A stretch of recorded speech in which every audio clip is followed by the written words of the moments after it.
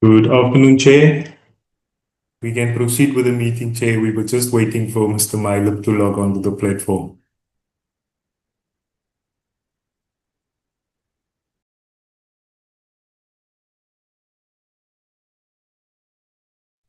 Yeah, Erika.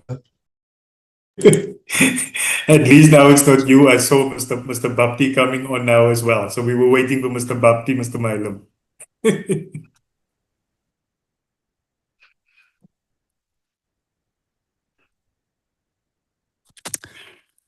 Good evening, honorable members.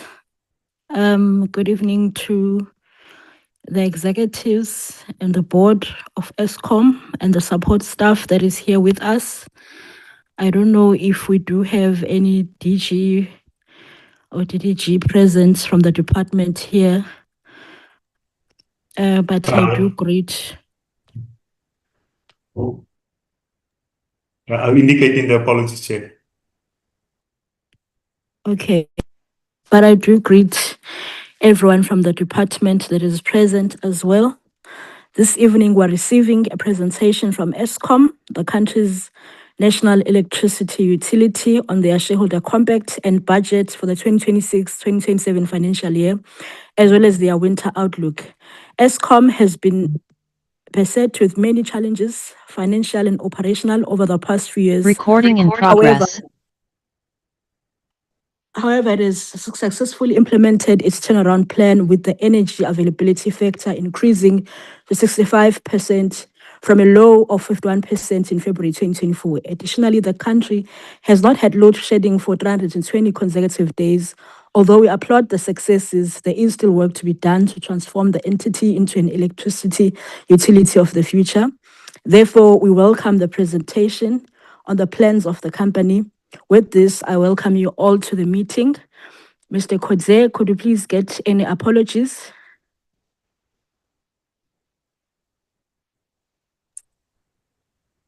Thank you, Chair. I don't know why I'm so confused now, Chair. We've received the following apologies.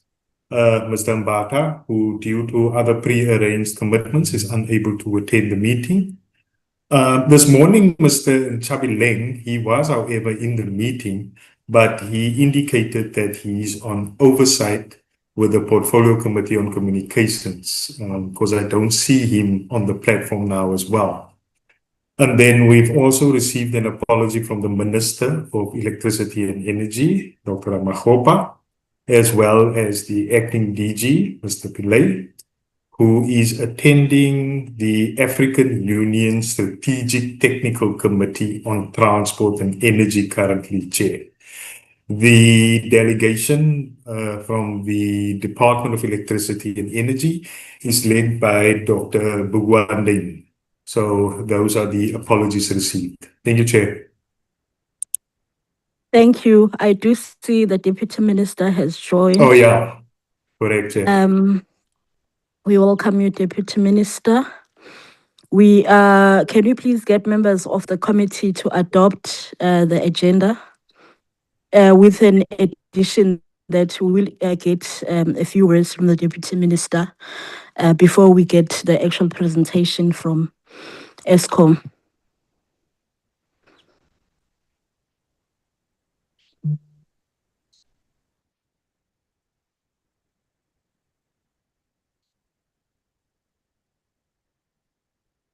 Honorable members of the committee, can we please adopt the agenda?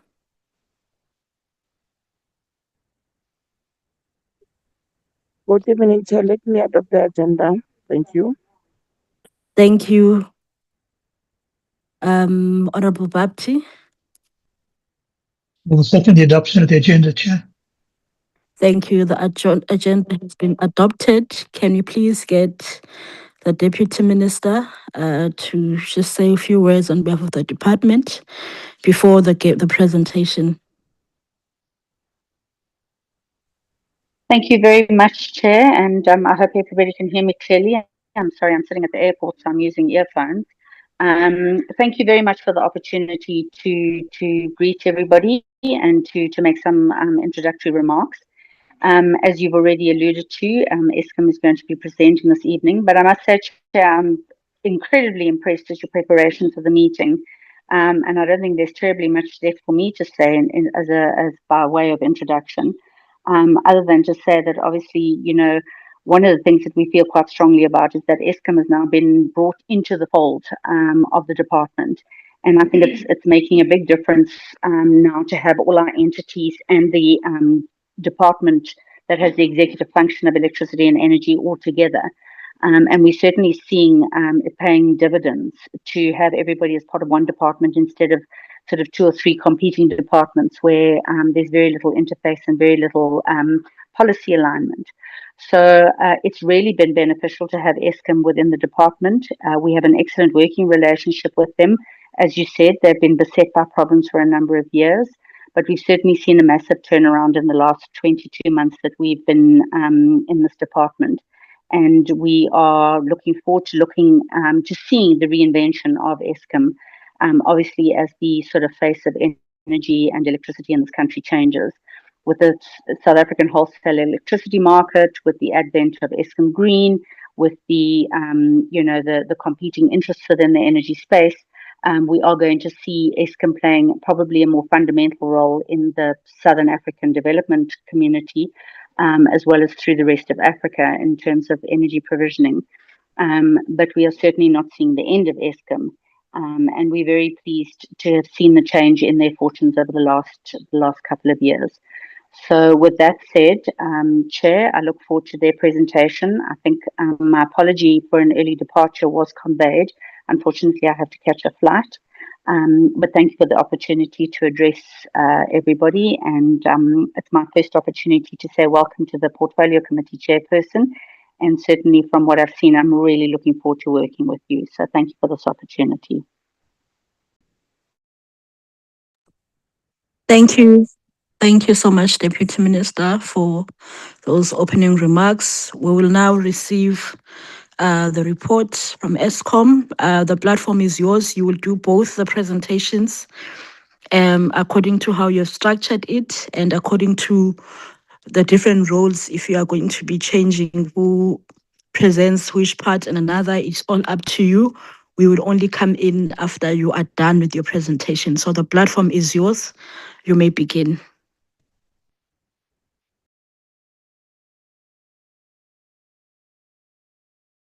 Mr. Kodze, in terms of sharing, I see that you have not given hosting rights to anyone in the meantime.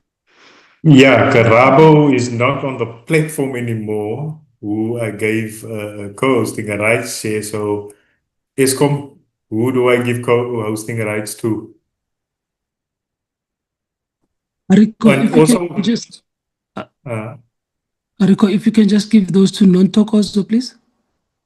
non-Tokozo. Also with that, Chair, I just received a message from the Chair of Eskom.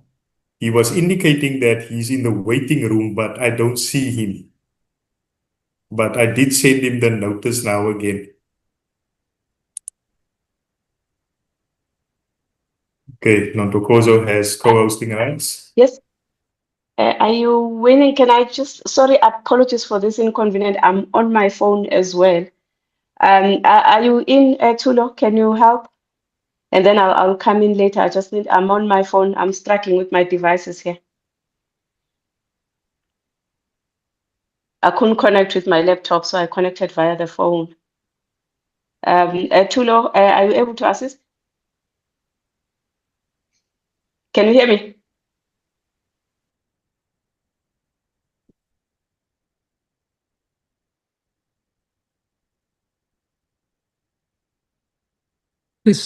Crystal, can you pick this up, or any of the executives that can pick this up? Good evening, colleagues. I've just joined the call. Would you like me to try and flight the deck? Yes, please. If Yes, I'll Ariko try will give right you now. yeah. Okay. I'll try right I've given Chris co-hosting rights, yes. Thank you, Chair. We apologize for this, but we should be there now.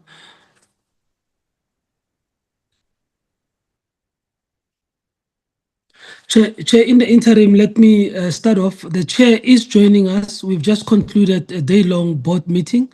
He will join us very shortly. My name is Dan Marokani, the Group Chief Executive. And Chair, we wanted to also express are welcome to you as the chair of this committee that we've engaged with several times. We're also looking forward to continue the relationship with the members of this committee, the honorable members of this committee.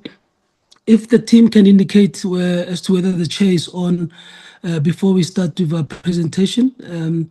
Otherwise, I will start off a section that is introductory. Chair, as you indicated, there are multiple presenters today, and we'll see how we are able to enable the chair to come in as he had specific commentary that he wanted to raise or put through with you as the new chair of the helm. I'm already in, Dan. Okay, thank you, Chair. Over to you, Dr. Mtete. Oh, thank you so much, Dan. Honorable Chairperson, members of the committee, ladies and gentlemen, good afternoon. It is really an honor to open today's briefing on Eskom's FY27 winter plan. As the board chairman, I stand before you proud of what our people have achieved, yet fully aware that the journey is far from over. We come with facts and would like to discuss the real progress that is measurable but still incomplete. Let me begin with the milestones that we have delivered together. As of FY26 Q3, our performance against the Shareholders Compact has risen to 67%. It is up from 59% in FY24 and up also on 62% in FY25. That is 22 out of 33 KPIs achieved. More importantly, South Africa has enjoyed no load shedding for more than 341 consecutive days as of 22nd of April 2026. For the first time in years, homes, factories, hospitals have had reliable power without interruption. S&P Global Ratings upgraded Eskom's credit rating. This is the first upgrade in over a decade, Chair, citing sustainable operational improvements and sound financial management within Eskom. We have slashed diesel expenditure by 62%, saving approximately 10 billion rand compared to the same period of last year. This is real money redirected to where it matters most. We have also strengthened, Chair, governance and people. The board has been reconstituted with a powerful blend of continuity and fresh technical, financial, and governance expertise. For the second year running, Eskom has been certified as a top employer, a powerful signal that we are turning the corner when it comes to talent. In the past, we used to struggle attracting the best talent into Eskom. The current recruitment drive, especially at senior levels, has demonstrated that we are now spoiled for choice. This reflects our deep commitment to the growth, well-being, and empowerment of every employee so that they can contribute meaningfully to our purpose of powering South Africa sustainably. And for the first time in a long while, Chair, we can respond swiftly to industries under distress, particularly the ferro-alloy industry, helping to protect jobs and economic activity. This is not about abstract victories. This has directly supported South Africa's recovery. Families can plan their lives, businesses can invest in our country, and our economy is beginning to breathe again. But we are not here to declare victory, Chair. We remain clear-eyed about the systemic challenges that are still confronting us. Our balance sheet remains under pressure from high debt, municipality debt, and also non-payment continue to erode our revenue. grid constraint driven by poor execution of our transmission development plan has limited the pace at which we connect new capacity. Organizational culture, while improving, still requires further attention. Fraud and corruption have not disappeared, and the transition to a clean energy future demands a disciplined execution and strong internal controls. That is why our approach is deliberate and transparent. If you look at slide 4 of this presentation, we have set out the 3 pillars, one being operational, second one is financial, and the third pillar is sustainability. In each and every one of these pillars, we've shown the status of our interventions. We have been transparent in areas where we have done well. We have shown it with green ticks. In areas where there's still some work to do, we've shown it with yellow warnings, and there are also blue arrows where work is still ongoing. We do not hide the yellows and the blues. We confront them. Every quarter, Chair, we will be coming here to this committee and returning here to account in how are we doing against this scorecard. Chair, the improvement we've made did not happen by accident.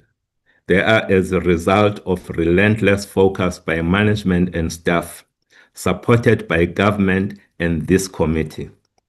We now have the foundations to tackle the next phase, delivering FY27 winter plan without load shedding, while positioning Eskom for a long-term energy security in our country. I thank the Group Chief Executive, Dan Morokane, his executive team, and every Eskom employee who have worked with us so hard to get us to this point. Their commitment is the reason why South Africa is seeing light where once there was darkness. We are not here. We are not yet where we want to be, but we are no longer where we were. With continued partnership, disciplined execution, unwavering accountability, we will power a growing and a thriving South Africa, today, tomorrow, and for generations to come. I now want to hand over, Chair, to Dan Morokane for the detailed winter outlook. We look forward to your guidance and your continued support. Thank you so much, Chair. Over to you. Thank you, Chair. Chair of the committee, honorable members. Our presentation today is structured in a way that touches on some strategic focus areas for the business. I thought it is important that we just rehash on this, or maybe lift up some of the key issues so we can see the shareholder compact for the year that just started in context. And then we'll get into an update on the performance of our generation fleet. This fleet is what we have and what we have to manage in bringing our part of ensuring energy security in the country, and it is fully within our stewardship.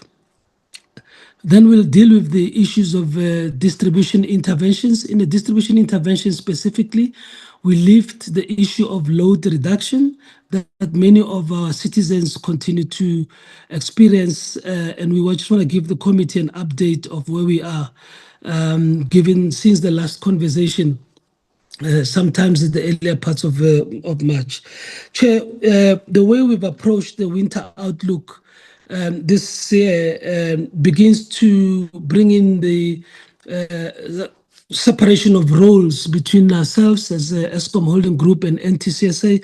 NTCSA is a system operator who looks holistically at the supply demand, and that part of the presentation on the winter outlook, now that we understand how the generation performance looks like, will be led by the CEO of NTCSA, Mr. Mondebala, and his team from the system operator. And Nontokozo Khadebe will then deal with the shareholder compact, and Caleb will close off with our capital plan. So these are the 2 slides that I want to cover. And this, Chair, we remind the committee of this slide that says we are able to meet demand today. We recognize that the economy is not growing at the rate that we will want to experience. However, at the rate of current supply and the anticipated capacity that will come online from the private sector supply, both from the IPPO, the independent power producers, so the private generation aspects, we see the available capacity being able to support a 2% GDP growth up to 2030, 2031. And this draws attention to the need to really bring new capacity online within the required time. The plan of the RP 2025 calls for up to 32 gigawatts to come online, made up of wind, 18 gigawatts, and PV, and 4 gigawatts of storage that will be publicly procured. The gas to power, 6 gigawatts thereof, and this will be delivered by both Eskom and the private sector. This is the Richards Bay projects that we're dealing with, and some growth in embedded generation through the rooftop of some circa 4.5 gigawatts. What we want to indicate with this slide, which is what we are focusing on as a business, and we engaging with all other stakeholders in the value chain, is the importance of attending to the execution challenges for new generation capacity in particular, and the aspect of ensuring that the peaking capacity is in place to support increasing penetration of variable renewable energy as we go towards 2030, in line with the RP 2025 that was gazetted last year. The second slide, Chair and honorable members, which will be my last slide, if you move to slide number 6, this slide begins to show scenarios of energy security and the risk that we need to manage as we go towards 2030. The message that we want to highlight is that perhaps now, more than ever, there's a need for a very coordinated and rehearsed drill in as far as availability of generation is concerned, in as far as ensuring security of supply goes. The reason why we're saying this is that we have had 2 years of freeing the country from the grasp of load shedding. We have, as the chair explained in his opening remarks, seen the benefits of that in terms of stabilizing the investment perspective on the country and both on Eskom itself. And that now that we have attained this level of performance, it is important that we now use the platform to build, on top of this for energy security ultimately. The RP 2025 outlines the need for some 8 gigawatts of firm capacity from coal that in the current plans needs to be decommissioned to ensure that the trajectory for coal emissions is managed. At the same time, the RP clearly articulates the need to deliver dispatchable power of 6 gigawatts of power and BESS to alleviate the risk associated with premature closure of capacity that may undermine energy security. And you'll see that in this instance, in this graph, we indicate the point at which the current plans of 2030 show the 8 gigawatts of firm capacity, which is the firm capacity that we are now watching very carefully with hawk's eye in as far as the delivery of new capacity is concerned. What we want to avoid here and what we need to avoid here from a country perspective is to place ourselves in a situation where we decommission ourselves into energy insecurity. Why is this important, Chair? It is important because when you look at the RP 2019 requirements, in as far as the amount and level of renewable capacity that needed to have been brought on book by now, only 50% of that has materialized for various reasons.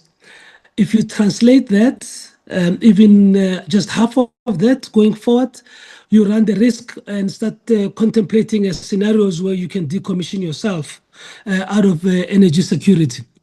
And so the timely and periodic review of the progress being made in this regard is very important. What do we know? On our side, from an Eskom perspective, we know that we had the Section 34 determination to build the 3 gigawatts in Richards Bay. We also know that that process was held through many appeals from the environmental lobby groups, which appeals have been successfully or have been supported by the Supreme Court. As we speak, that environmental authorization is no longer valid, and we are going through the process of redoing it. It is putting pressure on the schedule of building the gas infrastructure that is needed as the dispatchable power to mitigate the extraction of known capacity from base load power of the stations that we indicate there by 2030. We also know that the risk associated with that process, even if it succeeds in the first instance, still remains that there could be repeat court challenges and again, what we have seen with a very protracted process for us. What we know from science is that the penetration of renewable energy beyond a particular level, and it is in the vicinities of about 40%, poses great instability. And so the availability of dispatchable power is actually a necessary backbone for growth of renewable capacity that the country wants to align. And hence, our very focused attention around the implications of decommissioning capacity that is functional as we go towards those aspirations of 2030. And for that reason, we're working internally to look at multiple scenarios, risk adjustments of the decommissioning of the schedule to ensure that as we take these decisions, we have the base covered on all fronts. This is the one message that I wanted to indicate as we now begin to enjoy stability and continuity of supply, and we plan in detail for execution towards 2020 targets on all fronts from both ourselves and work that needs to be done with our colleagues in the private sector as they implement some of the IPPO office projects. Chair, I would like to hand over at this point to Bheki Nxumalo, the Group Executive for Generation Business, to take us through a few slides on generation performance. Thank you very much, GCE, and good afternoon, Chair and the committee members. I think mine is just to brief the committee on the progress on this slide. The graphs on the left-hand side, it talks to the historical look in terms of where we came from.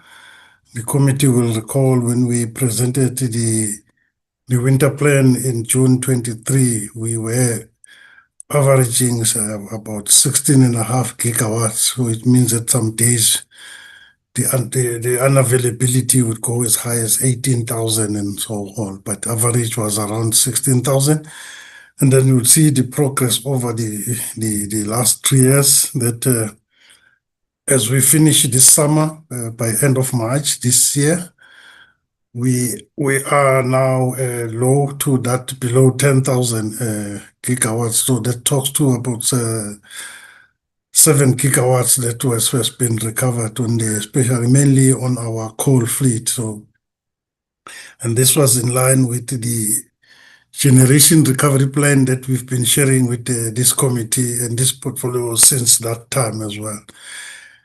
And then on the right-hand side, it talks to the last time we briefed the committee on our summer plan, plans that we were having to go through the summer seasons, that as of the end of March, you see that our unavailability was significantly dropped. So it gave us that free load shedding summer as well. And you see that on the dotted lines on top, most of the time, the availability was just hovering just below 88%, 70%, just on most of the months as well, so which gave us that stability.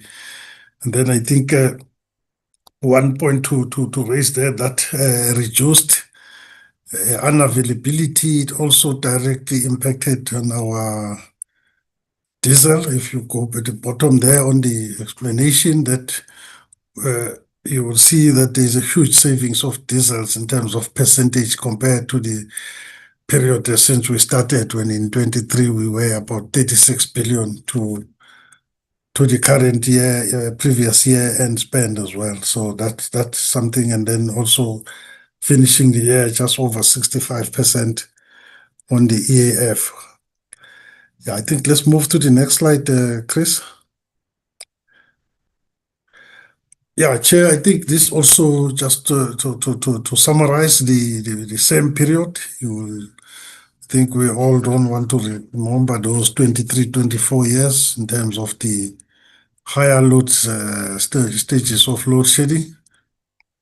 Coming to where we are this past summer, where we now, since the beginning of April last year, we are now over 341 days without load shedding, and we are on the 16th of next month, we should finish the full year.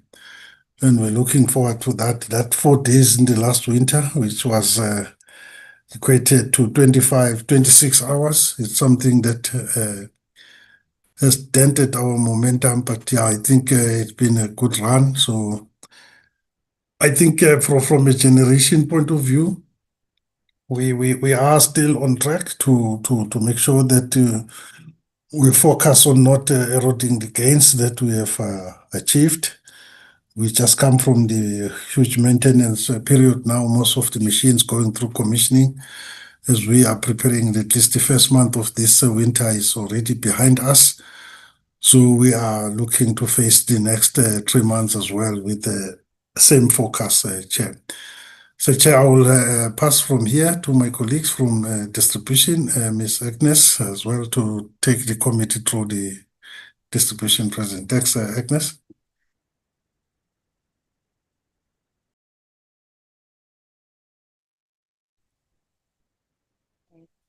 Honorable members, Chair, I only have one slide, and thank you, Peggy.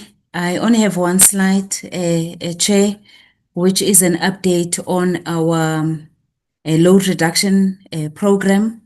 When we started last year in September, we had all the provinces that were experiencing load reduction, and up in the north, they were experiencing most of, or rather a severe level of load reduction.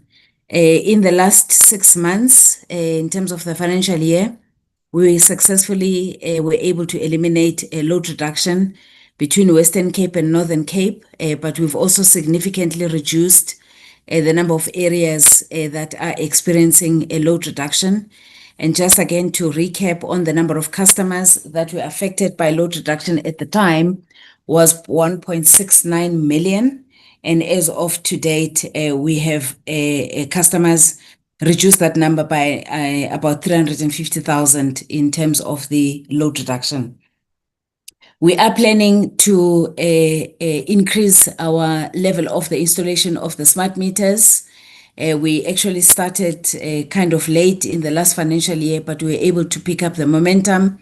And had we not had some of the community challenges, we do believe that we would have been able to do more of this or remove more of the areas from load reduction. With our ramp up, we are planning and do believe that we should be able to eliminate in the 5 more provinces, with an exception of Gauteng as well as KZN. But even with that exception, would have at least almost halved KZN as well as Gauteng in terms of the load reduction. By this time next year, we would have dealt with the whole country, and we've only been able to eliminate load reduction in those areas, or even reduce the number of areas that are affected, through our normalizing the illegal connections, using the DE funding where we could, and obviously where people are illegally occupying some of the land, or the municipality was able to give us permission to electrify, and as well as the implementation of the smart meters. Just on the illegal connections, we were able to normalize about 20,000 occupants on illegal connections, which has also increased the number of electrification that we were able to do. And also working with the municipality, increasing the uptake on the free basic electricity, which we do believe that it is one of those fundamental interventions that will assist us to make sure that electricity is accessible and is also affordable to those that are indigent communities. That is where we are. Chair, the long story short, we should be able to have successfully eliminated load reduction by this time and next year, but by October, would only be left with Gauteng as well as KZN. If I may hand over, I don't know, back to you, GCE, or straight to NTCSA.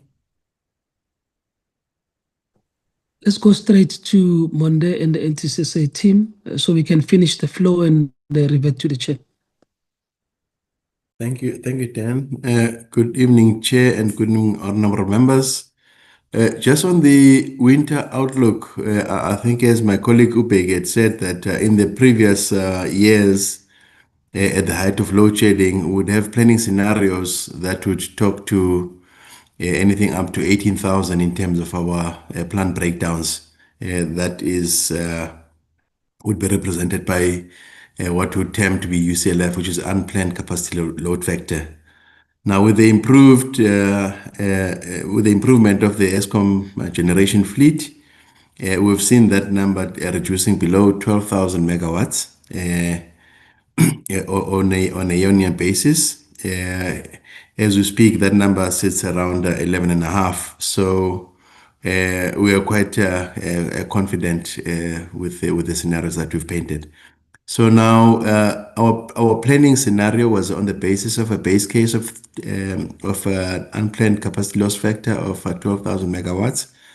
With that, we are not anticipating any days of load shedding in this coming winter. Assuming that take a midway, if that were to increase to 13,000 megawatts of breakdowns, again, we're not expecting any days of load shedding. And on the worst case, if it does go beyond that point, which goes to 14,000 megawatts of plant breakdowns, again, we're saying that we're not expecting any days of load shedding the winter of 2026. We are concerned with the suppressed demand, and hence we are quite excited when we hear when we are getting to closure on some of the support, specifically on the ferrometals, that we are looking at propping up that demand. On a planned maintenance point of view, slightly lower than target. We had planned to be sitting at 5,200 megawatts. It was currently sitting at 4,800 megawatts. What we have noted is a new phenomenon now that we've got we used to have a deficit in terms of supply, and now we've got a surplus in terms of generation capacity on the grid. In the winter of 2026, we're anticipating that this surplus capacity would exceed the 5,000 megawatts of capacity that would be on the grid. This excludes the what we see as beyond the meter rooftop solar installations, which amounts to about 7,000 megawatts on a day-to-day basis. Dan, I think this is the last part in terms of the outlook. So in summary, we're not expecting any days of load shedding given the scenarios that you've painted. Thank you very much.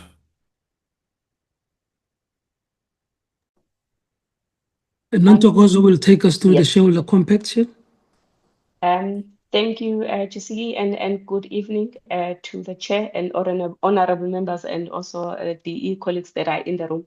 Yes, I am going to go through these quickly because the context has been set by our chair as well as the GCE, really highlighting the significant operational and financial performance for 2026, but we really started seeing the results even as back as 2025 financial year, which these results are really a cornerstone now of how we set our shareholder compact going forward.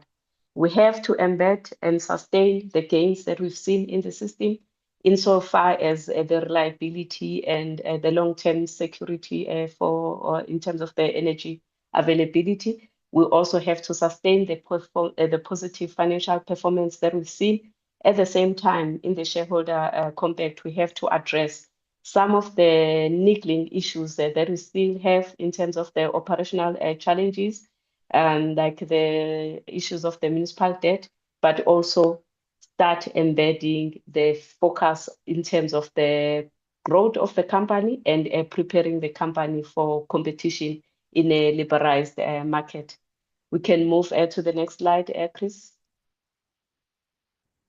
So this, again, it's just a summary that so under the guidance of our shareholder ministry, we are shifting from the short-term recovery. We're not moving away from that because, as I indicated, we have to embed. But what we're going to see now, it's really the balancing the short-term, but also the future of the company going forward. We are also introducing some of the areas that, as we're focusing on the operational recovery, might have been done in the business, but we are now starting to elevate them in terms of the shareholder, in terms of the cost optimization efforts that will, or in the long term, also start impacting on the affordability side, which I know that it's quite a topical and very important issue that is being discussed in the energy market. But we're also elevating some of the interventions on the distribution side of the business. There's quite a lot of work done by the team, but we need to now elevate it to address some of the things that we have discussed, like the load reduction, but also the key improvements in terms of the infrastructure. As much as we are doing quite a lot of work on the transmission side, on the generation side, we also have to match that with our last mile, the distribution side in terms of the infrastructure, so that we make sure that the reliability is felt throughout the value chain.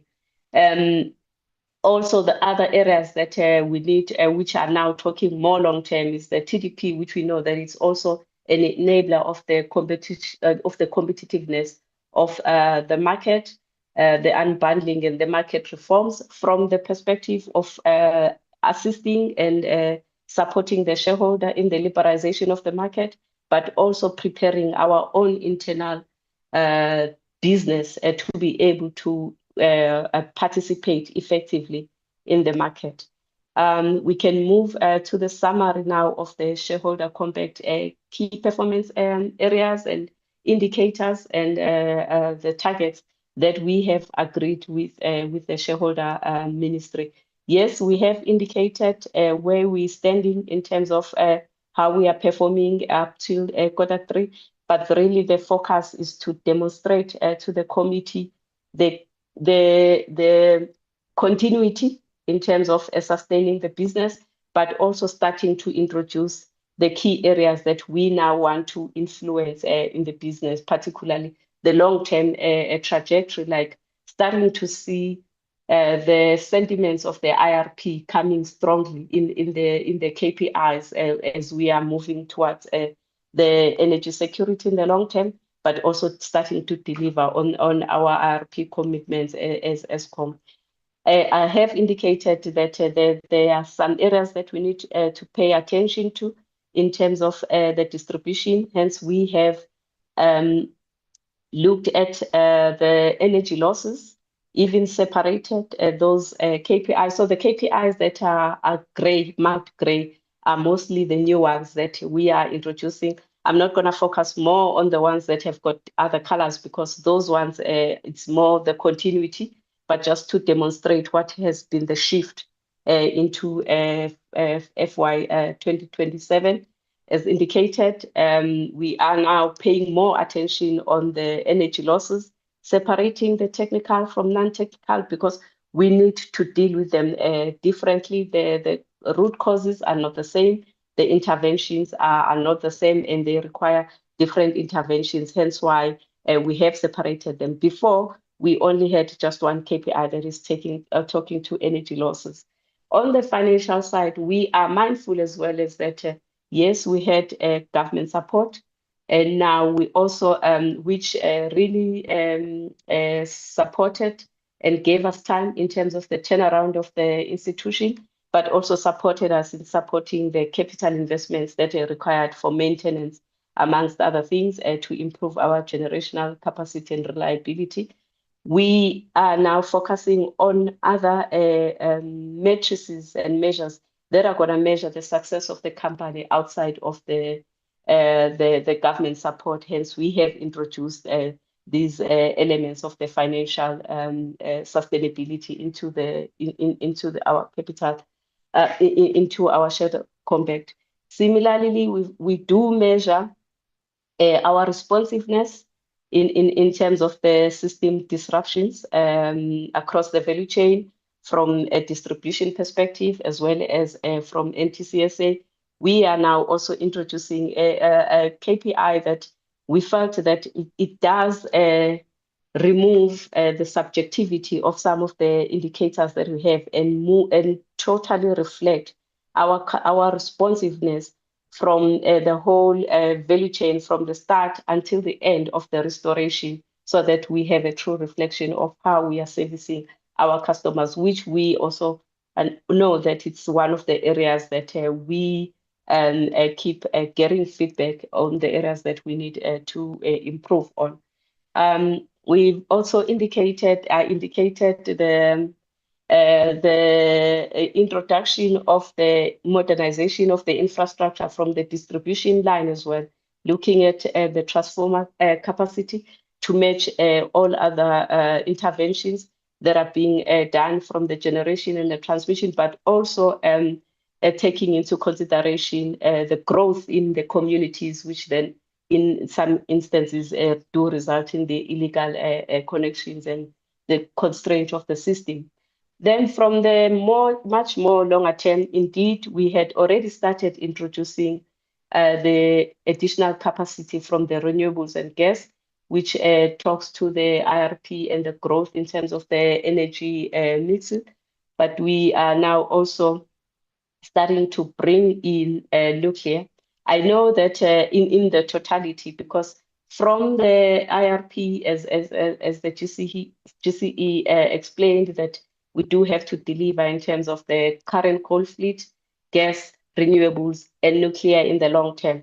But we don't want to wait until 5 years from now to start looking at the preparation for the nuclear provision, which is why we have pulled it in. For now, we are focusing on the preparatory work that we need to do, the regulatory and compliance gatekeepers or things that we have to meet. Indeed, the actual construction and the delivery will be some significant years from now. But the preparatory work, it does require that we start putting focus on this.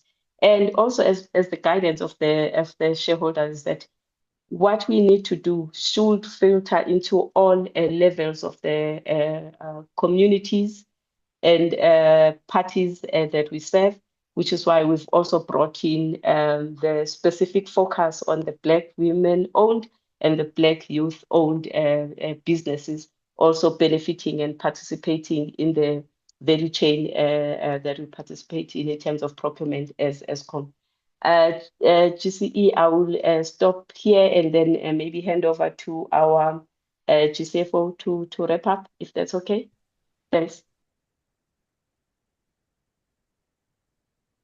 Thanks, Dr. Kozo. Good evening, Honorable Chair, Honorable Members. If you can move to the next slide. Next one. Thank you. Honorable Members, and in particular for the Honorable Chairperson, Eskom's financial strategy is premised on 4 pillars And all these pillars need to work simultaneously for Eskom to be sustainable. And from a perspective that, number one, we don't go back to the shareholder to government for further support or injections or bailouts. That's a clear message we have received from the Minister of Finance and National Treasury. That is number one. And number two, when Eskom does go back and raise money in the capital markets, Honorable Chair, we would need to do that on the strength of our own balance sheet and our financial performance, which means that what you've seen from an operational perspective and the financial turnaround, that needs to continue. And the reason for that is if we look at on the right-hand side, yes, we've received the credit upgrade as the chairman has indicated, but we are still below investment grade on a standalone basis. We are some 3 notches below that, and we need this continuity of both operational and financial performance to continue for us to be able to provide the evidence and the track record to get further upgrades from the rating agencies. Now, getting back to the 4 key pillars, number one is obviously reducing the debt on the balance sheet, and we've seen that come through so far in terms of the debt relief we've received. And on that, in the last financial year ended March 26, we did receive the tranche of 80 billion rand, effectively split into 2 components of 40 billion, one per the regional debt relief, and the second one, as it's been revised, we've used that second tranche of 40 billion to repay our bonds, the ES26s, on the 2nd of April, some 38 billion rand, and you've seen some news flow on that. What does it mean in terms of Eskom's plan and borrowings going forward? We still don't need to raise capital in the capital markets in FY27. We can deliver on our capital expenditure requirements funded through a combination of our liquidity position as well as cash generated from operations. From the second pillar with regard to the revenue security, that's a combination of 3 factors. One is the sales volumes, and the GC would have touched on that there, yes. Year on year, and we've seen in the last few years that trend of declining sales, and the board has highlighted to us why we need to strengthen and stabilize that decline in terms of revenue stability, in terms of volumes and securing baseload capacity for Eskom's sales trajectory going forward. The second one contributing to that is the tariff increases. Obviously, on the back of what NERSA has ordered, we see that flow through in terms of our financial results on the back of the 12.7% increase in FY26. We had a similar one in FY25. Going into FY27, after the adjustment to the MYPD6, we get 8.8, followed by another 8.8 to close out MYPD6. One of the key areas which we'll touch on that contributes also to our top line is the municipal and metro areas. A lot of the municipalities, we are currently treating them on a cash basis from an accounting perspective, and there's a huge element that is currently not recognized in our top line. We've seen that currently the municipal debt is sitting at about 111 billion at the end of March, up from the 95 billion ended March 2025. So that's a key area in terms of the sustainability, and we raised this with this committee and various committees that if we don't address the municipal debt and get that amount to come down, it does impact on our financial sustainability, and it will erode the benefits that we have built in from the debt relief of the 230 billion, and in previous years, that cumulative benefit that Eskom has received from government support totals over 450 billion rand.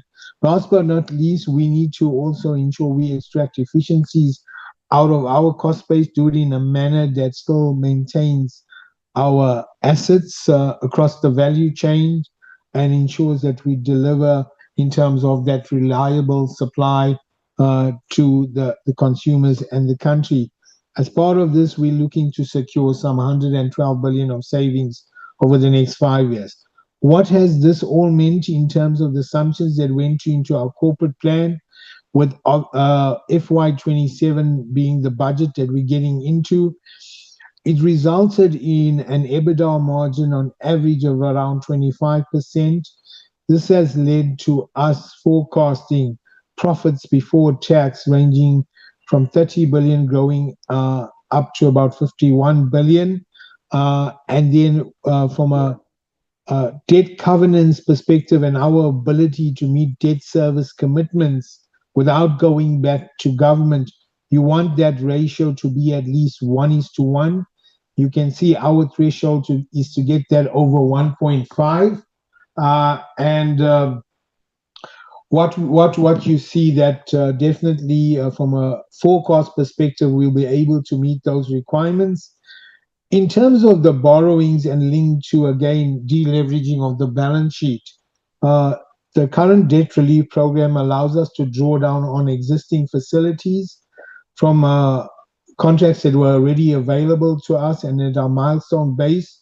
Over the next 5 years, we will draw down on these development finance institutions facilities totaling some 13 billion, and we will then look to raise 25 billion per annum in the capital markets from F28 to F30, and the last remaining tranche of the government support per the agreement is penciled in now for FY29 that will come through and help us to deal with our debt service commitments.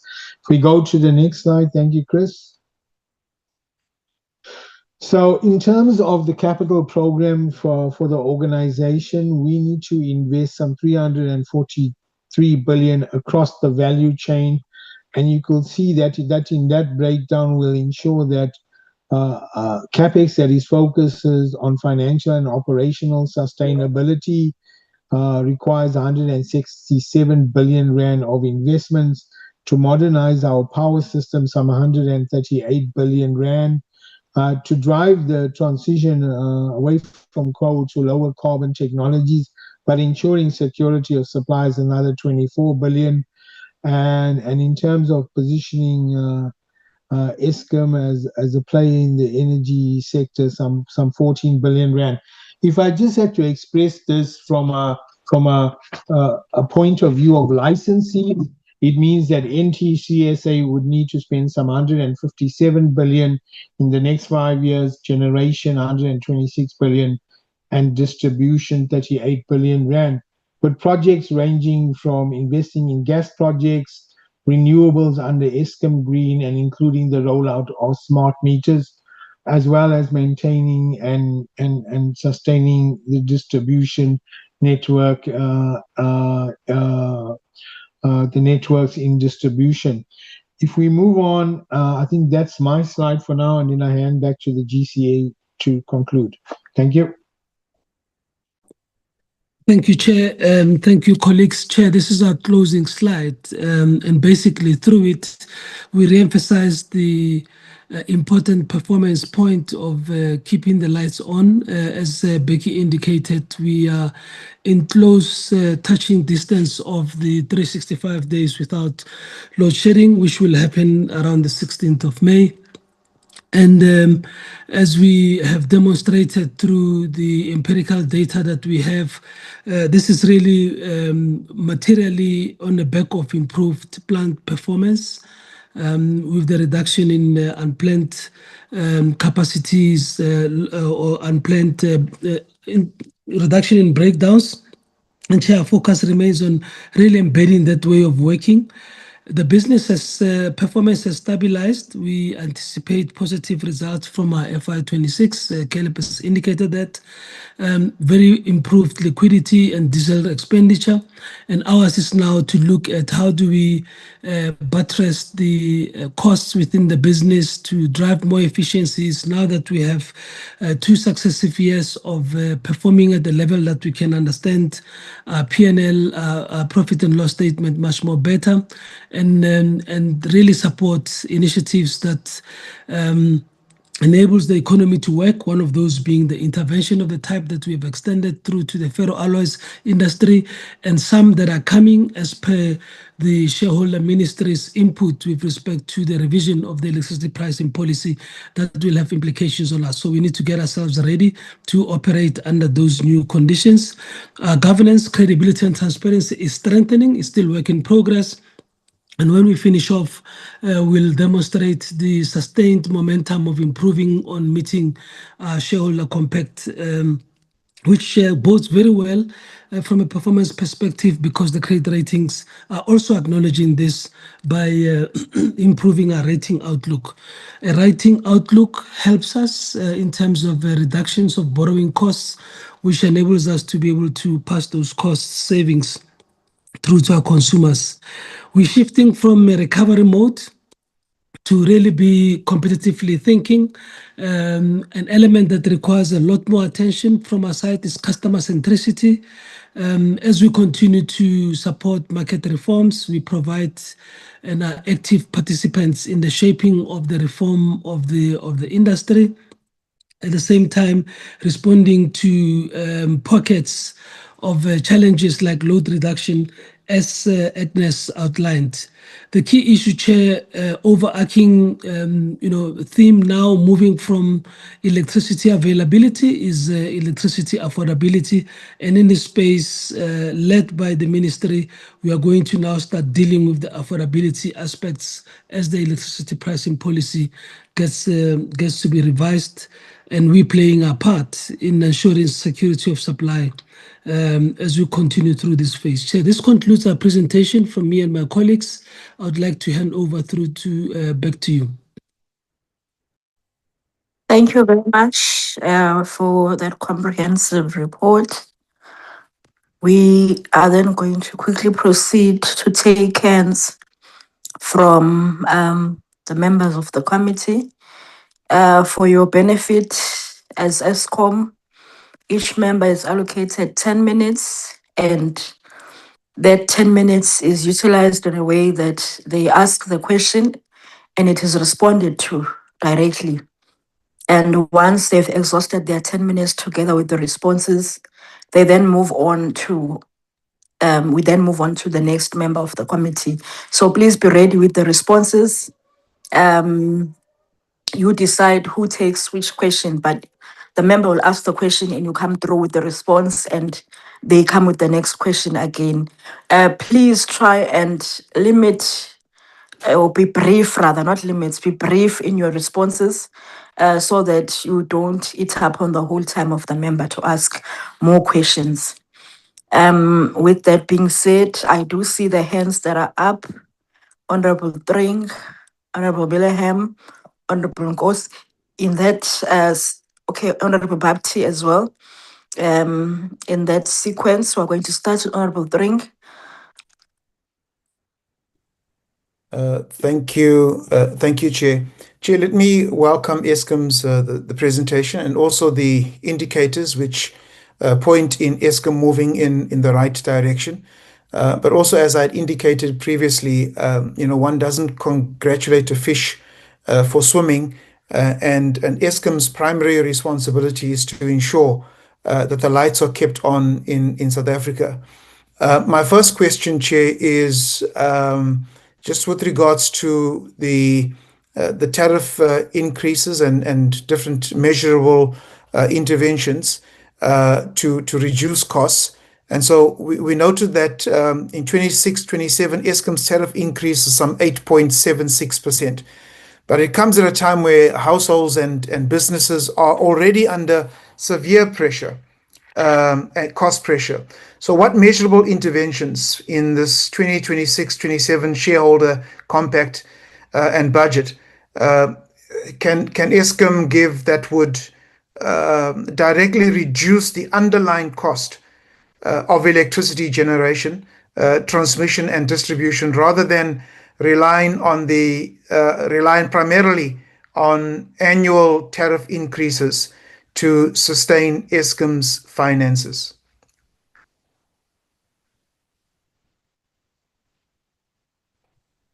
Chair, through you, Chair, I'll respond to Honorable Thing. I think firstly, just the tariff increase of the adjustment back to the 8.76, as you correctly said. I mean, this is, and we've seen this is basically the mistake that NERSA has made, and they've corrected for the asset base, which they should have done correctly in the original MYPD6 decision. So that is coming through. But to your point, what are we doing in terms of our cost efficiencies and our cost base? That's the 112 billion over the next 5 years that we need to extract from the cost base, and our trajectory for price increases going forward. We take into account the affordability issues. As Eskom has said publicly, we see price increases being single digits, and there's further pressure from us, from the board and our shareholder, to even get that much closer to an inflation level, obviously balancing our sustainability with that of the customers. And we've seen this come through now between FY 24 to 25 and 26. We obviously still at the early stages of the audit. Once we finalize that, you will see those numbers come through. Thank you. Thank you, Mr. Kasim. I was hoping that you would also, in answering that first question, speak to also the MAV versus the RAV, and I raised this in one of the meetings that we had with NERSA. Eskom and NERSA continue to utilize the MAV, modern asset value methodology in tariff determinations, which many stakeholders, including myself, argue inflates the regulated asset base and drives higher tariffs. So the question here then is, what is Eskom's roadmap and timeline for migrating from the MAV to the RAV, or a more affordable based valuation model, and what impact would this transition have on future electricity prices for consumers and industry? One would think that it would be taking those prices southwards, lowering the cost if we move to the RAV. Chair, let me take this then here. There is a very comprehensive review of the electricity pricing policy that the department has undertaken. Part of its consideration will look at the valuation of the assets, and it will look at all other aspects. I can confirm that the minister has gone on record to indicate that he'll take this through cabinet process within this month. We have an intention to have it published for public comment at the end of May, early in June. This will deal comprehensively with all aspects of electricity pricing going forth, Chair. Thank you. Thank you, Chair. So one looks forward to that, and for the minister to report on how Eskom prices its assets. Chair, then coming to my next questions, just with regards to the winter outlook. And the winter outlook for 2026 projects no load shedding, and it's supported by the improved generation performance, which I think we're all happy about, and the lower diesel usage and reduced unplanned outages. However, what contingency plans should the unexpected happen? Should the unplanned outages exceed the projected 15 gigawatts threshold during the peak winter demand, particularly with the concerns about aging infrastructure? So what contingency plans are there should worst case scenario arise?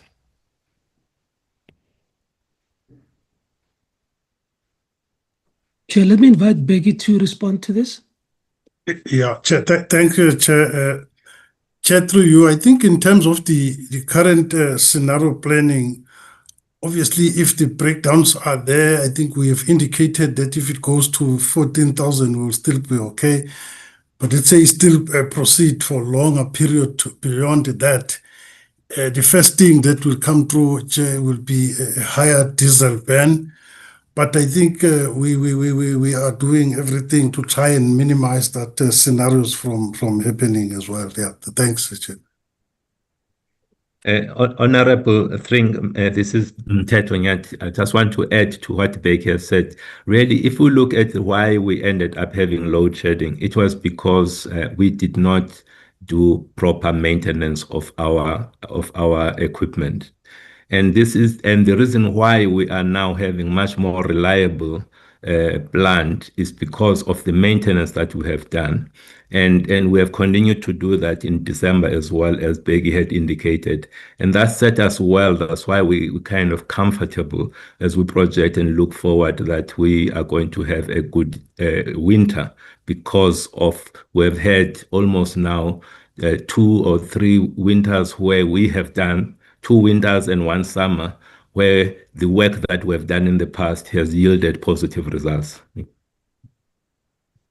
No, thank you, Chair. Then let me move on, and I'll just piggytail on that last aspect with regards to hopefully there won't be an increase in diesel consumption should we actually go into that worst case scenario.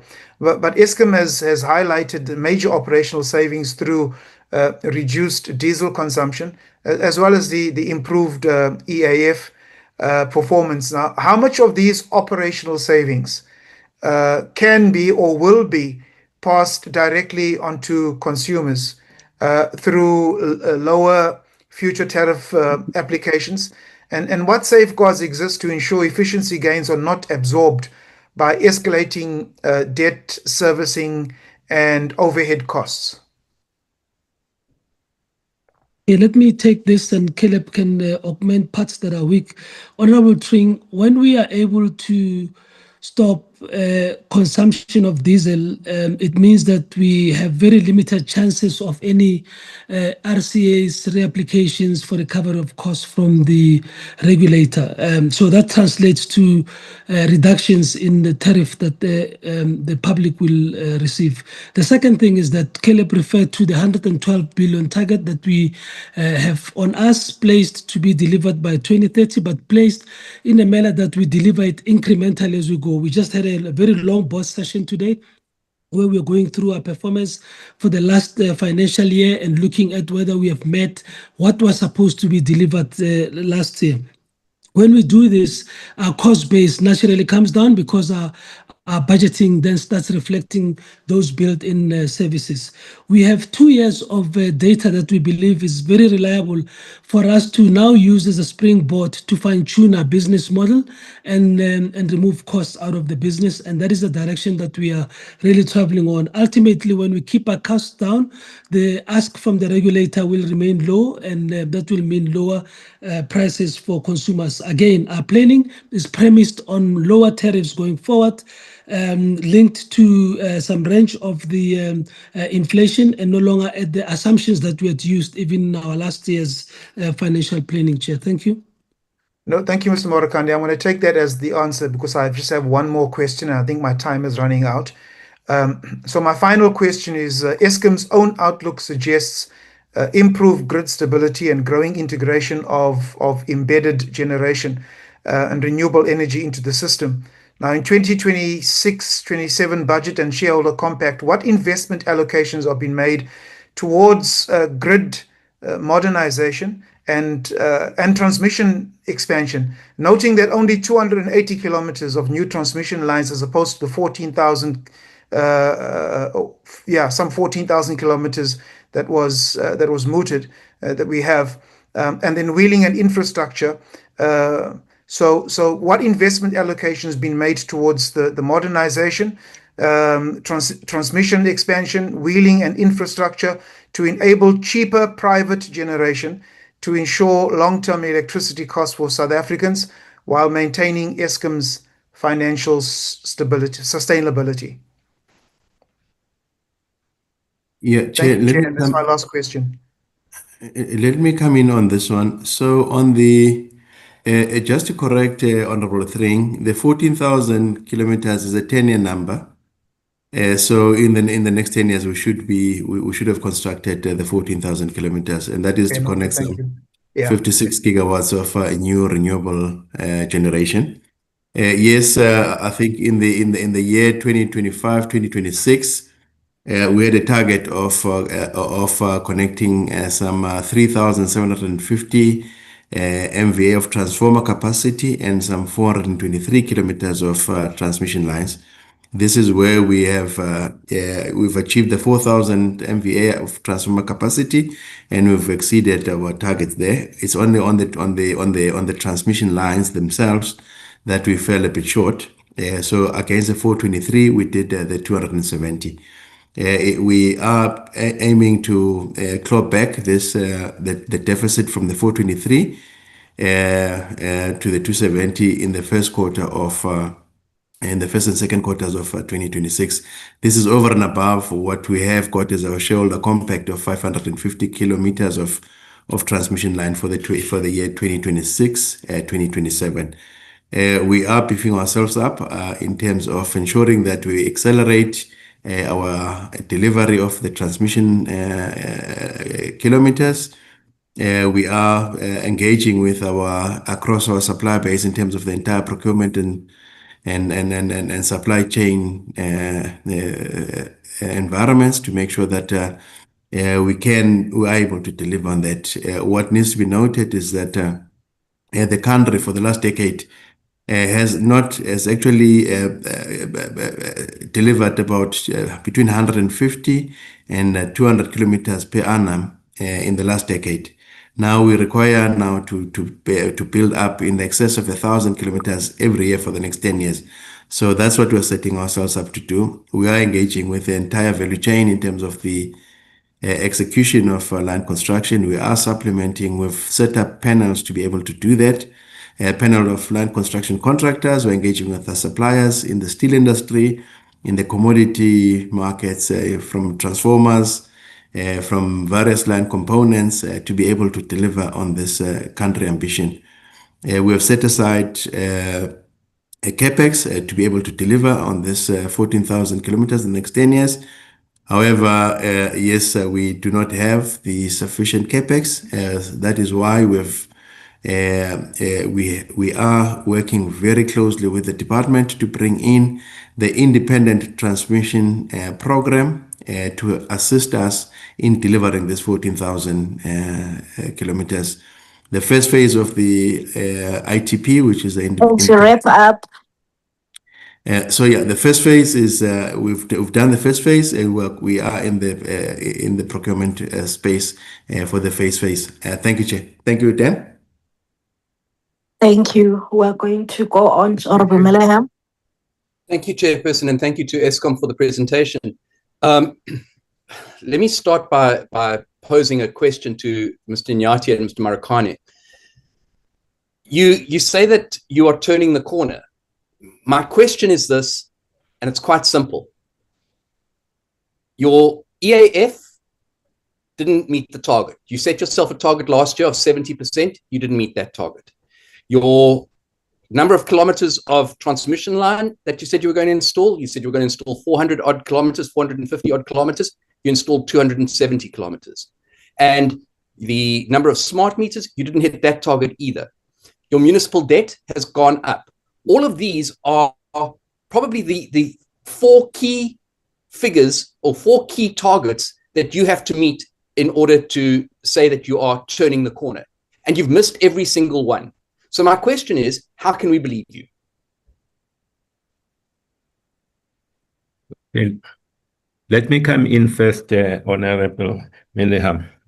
The first thing is that when we set out this turnaround, it was 3 years ago, we set ourselves very aggressive targets. We were sitting at around EF of about 52% at the time. And we said in 3 years, we want to be at 70%. We always knew that that was an aggressive target, given the challenges that we're facing. But we knew that with the mobilization of our teams, we could get there. We currently, if you look at the last financial year on EAF, for a number of days, we have been above 70%. So that is very important. And we're knowing that that target was always a stretch target for us. So that's the first thing. The second thing around the transmission lines, Monde has indicated that as a country, as a country, we have been building on average 150 to 200 kilometers of transmission lines on an annual basis. And as a capacity, that is the capacity that is sitting beyond Eskom.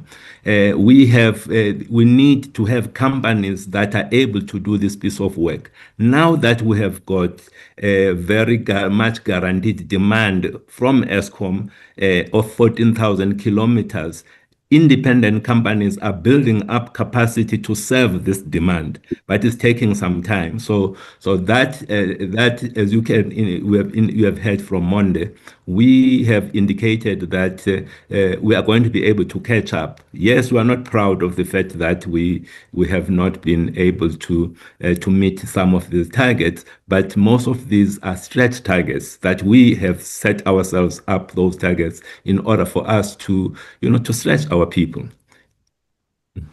Dan? Okay, well, thank you for that. And I take note of your point, but my question is quite simple. If these are flex targets, and as I said, they are probably the 4 key targets that you need to meet. If they're flex targets, how do you justify paying performance bonuses to all your executives if they haven't met their flex targets? Let me, Chair, come in and give some simple statistics that goes back to the beginning of the Generation Recovery Plan. At that point in time, Chair, Eskom could only deliver about 59% of its or 54% of its shareholder compact. Over the last 3 years, we have covered in this presentation that we've moved from that 54 to 63 and will now end up above 70% from the shareholder compact attainment. We moved from a year in 2023 where only 9% of the time the lights were on to see us in the last financial year being able to deliver 96% of the time. Last but one, but in the last financial year that closed in March at 98.9% and kept the lights on going. We've moved from massive losses before to the first profit in 2024-25 and will demonstrate the same level of profitability in the year that has just passed, and from constrained cash positions despite the support from National Treasury. So the business has moved quite substantially, and we should not underestimate what it takes to turn around the business that was in those conditions to where it is. We are not proud that we can hit 100% of our targets.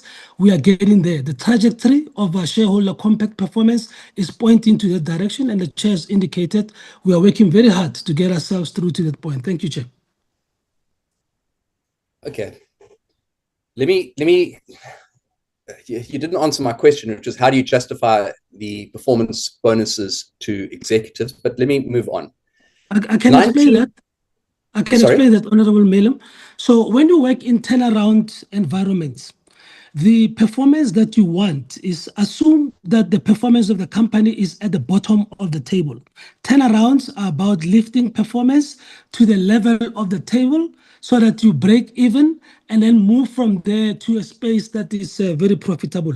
It is absolutely crucial that you recognize performance from what is especially being bottom of the barrel performance and gradually working your way through it. And in our environment is a very simple one. 3 years ago, you had the lights off continuously. Now we sit in the position where the country's ratings are improved, businesses are able to function, and we're focusing on the next parts of our turnaround program itself. And it is this performance that the board is incentivizing and encouraging our employees to deliver. As we go through, we refine what is expected of our employees to start talking to the challenges that are new and emerging in this space. Thank you, Honorable Melem. Yeah, we see this as a journey, Honorable Melena. We see this as a journey, and in each part of our journey, we set up the appropriate targets so as to continuously improve. So we came from a position where we were making losses, now we're making profits. So we have to adjust those targets now, given the new environment that we're in. That is the intention, continuous improvement, and that's what we have been doing. The team has been doing a great job there. Mr. Nyati, Mr. Marikane, thank you for your answers. Mr. Thring was quite right. You don't praise a fish for swimming. And in this case, we are rewarding mediocrity. We're rewarding executives for doing what they're expected to do. You reward when they exceed, when they go far beyond. That's what performance bonuses are for. But I want to move on. I'll come back to that issue. 19 transmission projects were delayed from last year's report to this year's report. Can you tell me what the causes of those delays were?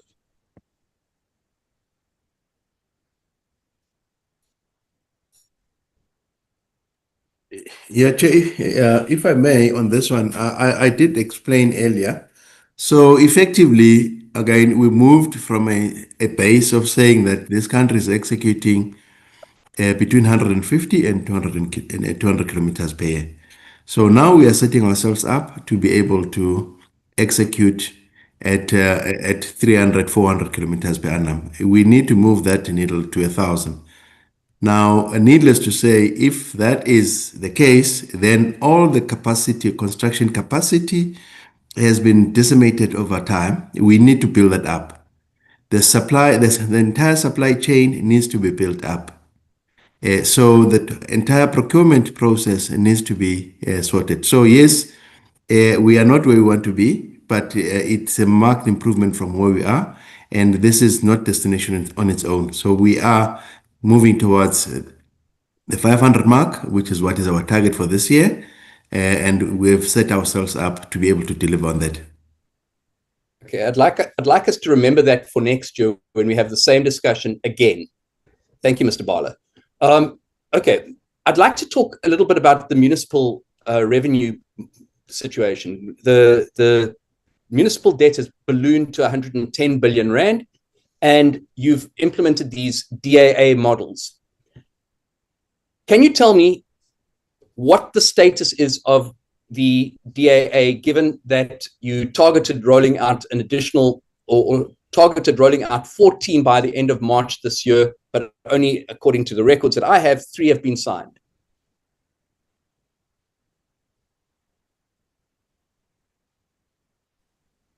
Agnes, will you come through for this?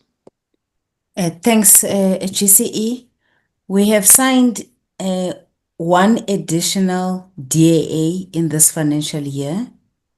We were targeting to sign up at least 5 more, but it must also be understood, Honorable Mailem, that the signing of the DAA has actually been stopped by NT because they wanted a Section 78 process to be followed. And in those, which is the one that we signed, they say is an additional from the 2, and those 2 were through a court process. We do, however, have 7 council resolutions as we speak that we will be turning into a DAA. So let me follow up on that and ask, have you done the redraft of the DAA template because of National Treasury's instructions? They ordered that the document be redrafted because it was overly favorable to Eskom at the expense of municipal viability. Have you done that? Not in its entirety. In some paragraphs, yes, we have. But it's also important to understand what those changes that have been requested by NT, which as Eskom, we are unable to take in terms of the risk. There's an expectation that we will also collect rates and taxes. We can't do that. We are not licensed to do that. We do not have the capacity to do that. And the issue of payment directly to the Eskom bank account, it is one of the conditions of the DAA. Those are the sticky points that have been raised by the NT. Chairperson, I believe my time is up. Yeah, yes. Thank you so much, Honorable Mayhem. Honorable Nkosi. Thank you so much, Honorable Chair. Thank you to Eskom, and I also want to appreciate the report. Honorable Chair, on a year and year after year, for the last couple of years, I would say, Eskom has shown improvements in terms of performance on the Shareholders Compact. And that, Honorable Chair, I believe it needs to be recognized or acknowledged. What I just want to maybe to get clarity on with Eskom, what were the factors which resulted in the improvement, and in which areas did those improvements occur? And how will further improvements in performance on the shareholders compact be driven? And what is the plan for the improvement? Chair, let me take that. And we really emphasize this point that the genesis of the performance that is being observed is the generation recovery plan. We need to understand that the generation recovery plan is a plan that comes from a very detailed engineering-based diagnostic of the problems that beset the operations of our Eskom power plant. It was drafted by the engineers, the power station managers, together with a board that had to or was capacitated with engineering minds. What then followed was very disciplined execution of that plan. Resources were made available. We executed the plans that we had. We made sure that we have the right people to deliver on that at every level of the stations, and we stuck to our processes. We announced in December 2024 that we will have a little bit more pain before we come out of that, and this is the result of that execution that we see. We're also building capacity across the organization. We are not fixated only on stopping load shedding. We wanted to make sure that we create a modern organization with the right culture, with the right processes and systems that makes it sustainable. This is the path that we remain on. And I only say that we are not done yet. We have not arrived. We've not delivered everything we want to do, is because that journey does take time and it requires course correction when you see headwinds. Some of the headwinds are the ones that Monde spoke about from NTCSA. Some of the headwinds have got to do with some of the targets that we have not met, but we are not discouraged. We are working hard at this and driving and making sure that we ready the business for a role that is different, but still significantly relevant and crucial for energy security going forth. We continue on that path, Honorable Nkosi. Thank you very much, Mr. Marukana. What was the basis for reduction in the usage of the UCGT plants? And can the diesel savings be sustained, as this can contribute to lowering of the cost and therefore reduce high tariffs increase? Becky will respond to this question, Honorable Nkosi. Yeah, thank you very much, Honorable Nkosi. Yeah, I think part of the plan in terms of recovering the megawatts that were not available, especially the big machines like your Medupi Unit 4s, the commissioning of the Kusile units, those units, as they were coming to operations, they created more stability. And then what then happened, then it means then you don't use the diesel, and then the way it was used during those high load shedding. Now the diesel generators are there for utilization during the off-peak, like where we are now, to use them for those 3-4 hours by the system operator. So long as we use it in that, then that's a sustainable approach of what they were designed for. Yeah, it's not to say they will stay at zero throughout as well. So they've got that role that they need to play. And I think so long as they operate in that format, then it becomes a more sustainable approach to their utilization, Chair. Thank you. Thank you, Mr. Ngumalo. And on the energy transition, I just want to check what specific progress has been made regarding the Just Energy Transition Entrepreneur Program and the establishment of the copper recycling plant, both of which had missing or new targets in the last report.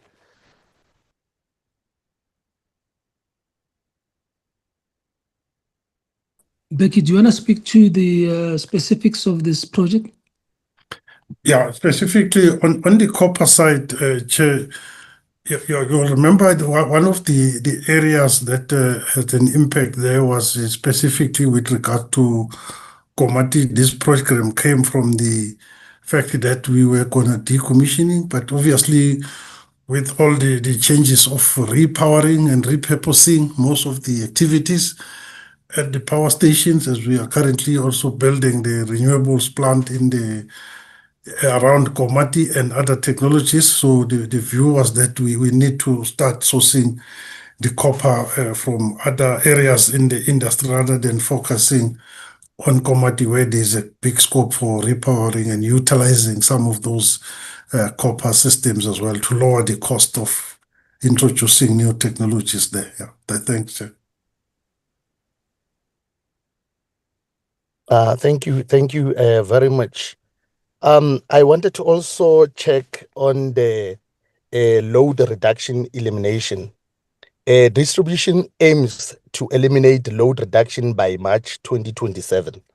How dependent is this timeline on the successful rollout of the 1.69 million smart meters and the resolution of illegal vending?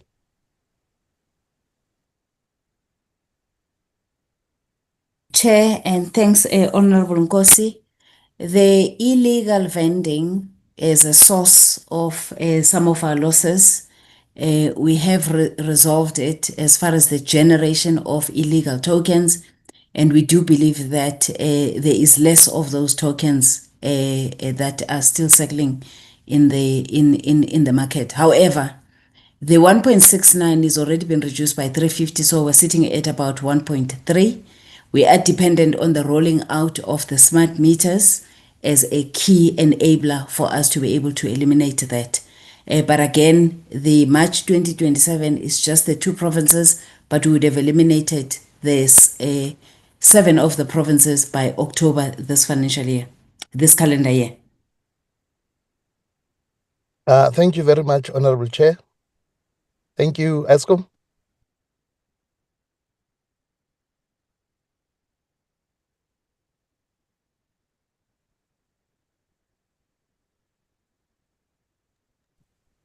Okay. Thank you. We'll move on to Honorable Bapti. Thank you, Chair, and thank you to Eskom for the presentation. I'm going to start off with the very first slide we came to that dealt with significant milestones and just make a few comments, which I think are supported by some of the statements made by Honourable Malham and Trang. And if I look at that first one, which is the performance on KPIs at 22 out of 33, 67%. And by my estimation, that is not a good performance. I don't think we can measure that 67% against the previous 59% in 24 or 62% in 25 because we're comparing against what was already a weak performance. I don't think it's helpful to try and measure performance in terms of what I would call a low standard. 67% is not good. It needs to be a lot better, and I think 80% is perhaps something a lot better. So don't think it helps to overestimate or slap oneself on the back when the performance is at such a standard. The global ratings upgrades are obviously very welcomed, and we're grateful for that. And the board being reconstituted is very good news. But I want to come to this other one, certified as a top employer for the 2nd consecutive year. Now, I'm not sure what I'm supposed to make of that because there's no substance to that statement. And Eskom's job is to manufacture electricity for the country. What does it say about being a top performer in terms of generating, distributing, and delivering electricity to customers? That's the more important measurement I think we need to be looking at. And then I'm going to come to the last one, which was the responsive with interventions to support industries under distress. Now, from a national perspective, excuse me, sorry, it's obviously essential that we sustain, maintain our economic strength and that we save the jobs that depend on those industries. But I see this quite differently. And when one looks at that in conjunction with the fact that sales volumes have declined by 5.7% year on year, and municipal debt has risen by 16.6% year on year to a staggering amount of 110.5 billion. It's very clear that Eskom's demand the market is declining. Generation has improved because of this generation turnaround plan, which has worked very well. And there's this gap growing between what is available and what is needed.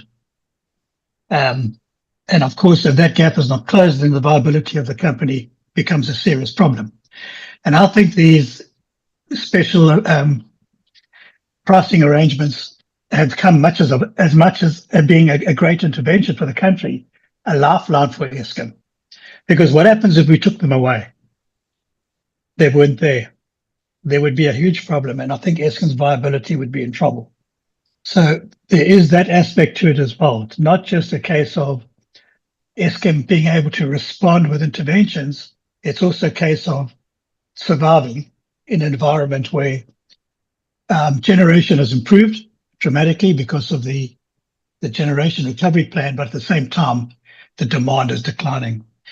And when one looks at the fact that there's 6 gigawatts in cold reserve, and that's with an energy availability factor of less than 70%, it reinforces what I'm saying.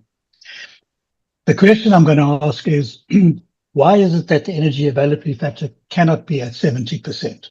That's my first question. Chair, let me take that, and I'll invite the colleagues to pop in if I've missed something. And I'll start off with the last one. Why is the energy availability factor not at 70%?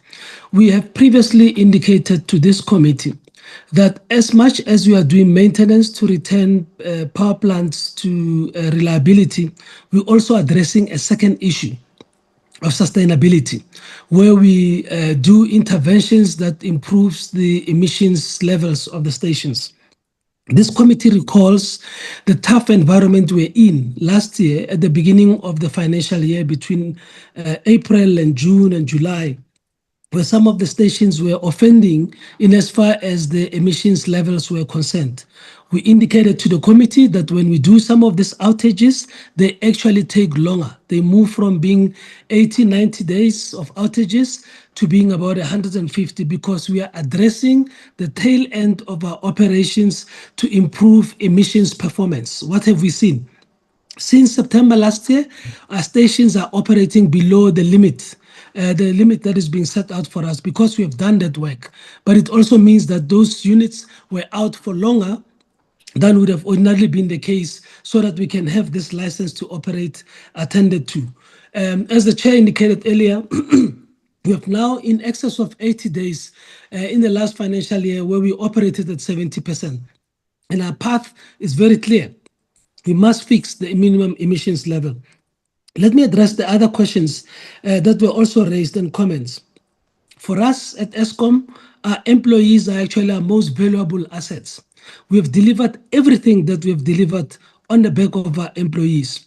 And so when our employees, in terms of how they are treated, how they're engaged within the business, come up in very objective studies around employers of choice, we become comfortable, because it is the right mindset that we need for us to deliver the performance that we have delivered, and also the performance that we need going forward.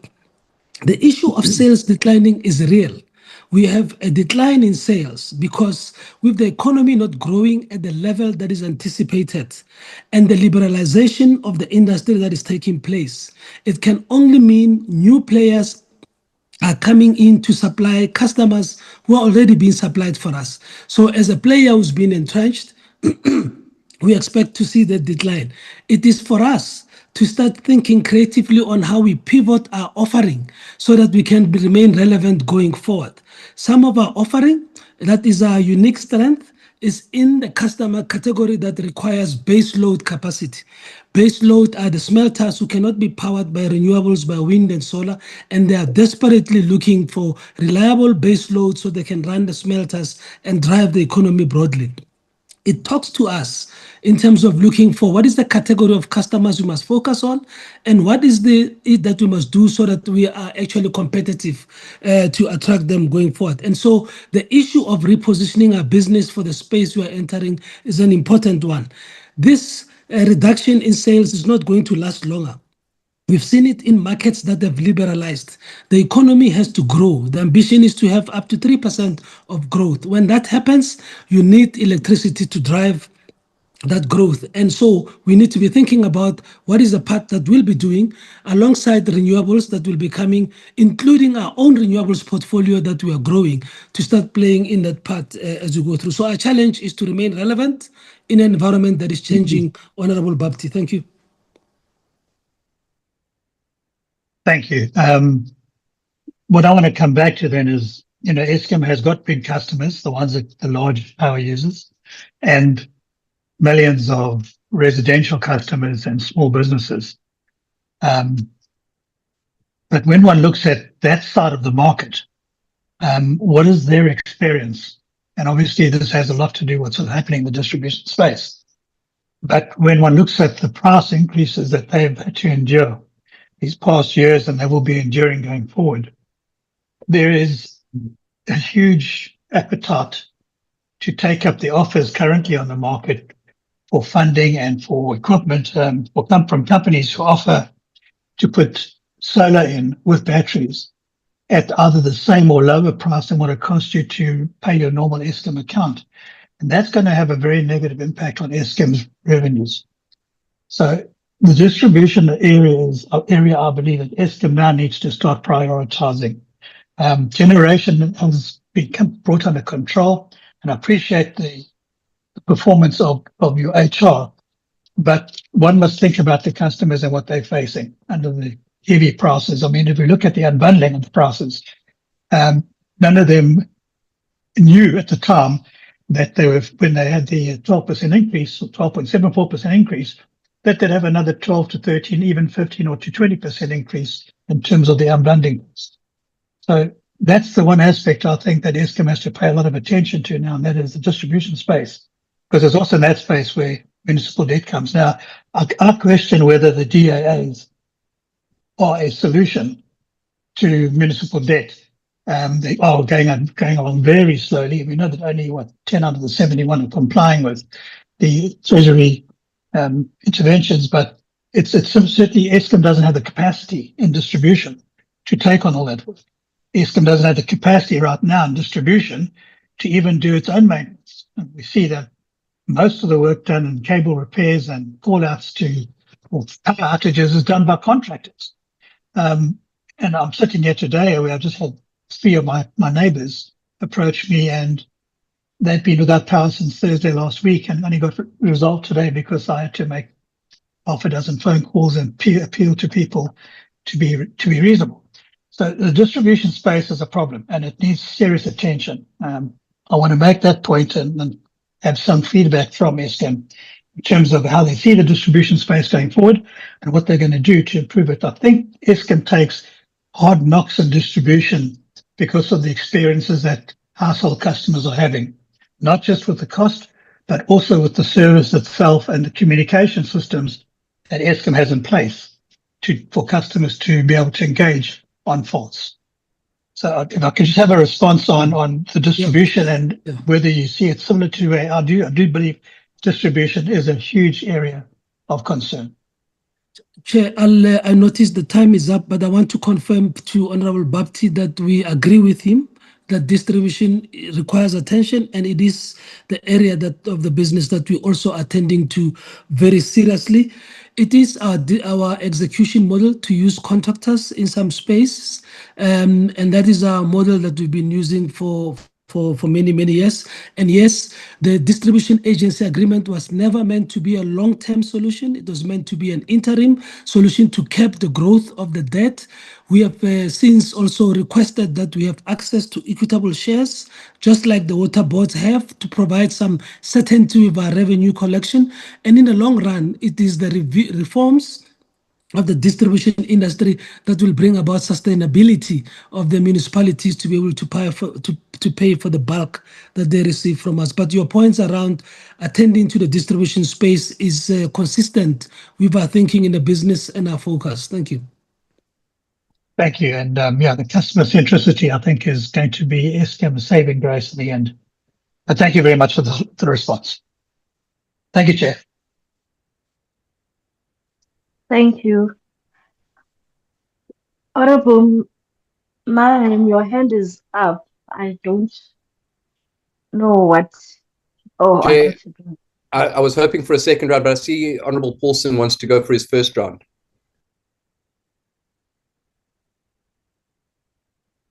Okay. I don't know. We've not agreed on a second round. We had agreed on the 10 minutes allocated. So I think I would allow at least one question after Honorable Paulson.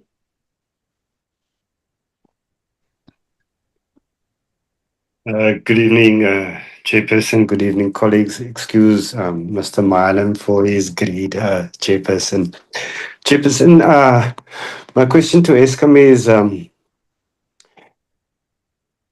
it missed its previous target for smart meter installations, which they say is very critical to reduce the theft of electricity. And they achieved only 610 against a target of 800,000. So how will it reach that new target of 2 million installations in a single financial year if it couldn't manage to even reach 800 in 1 year?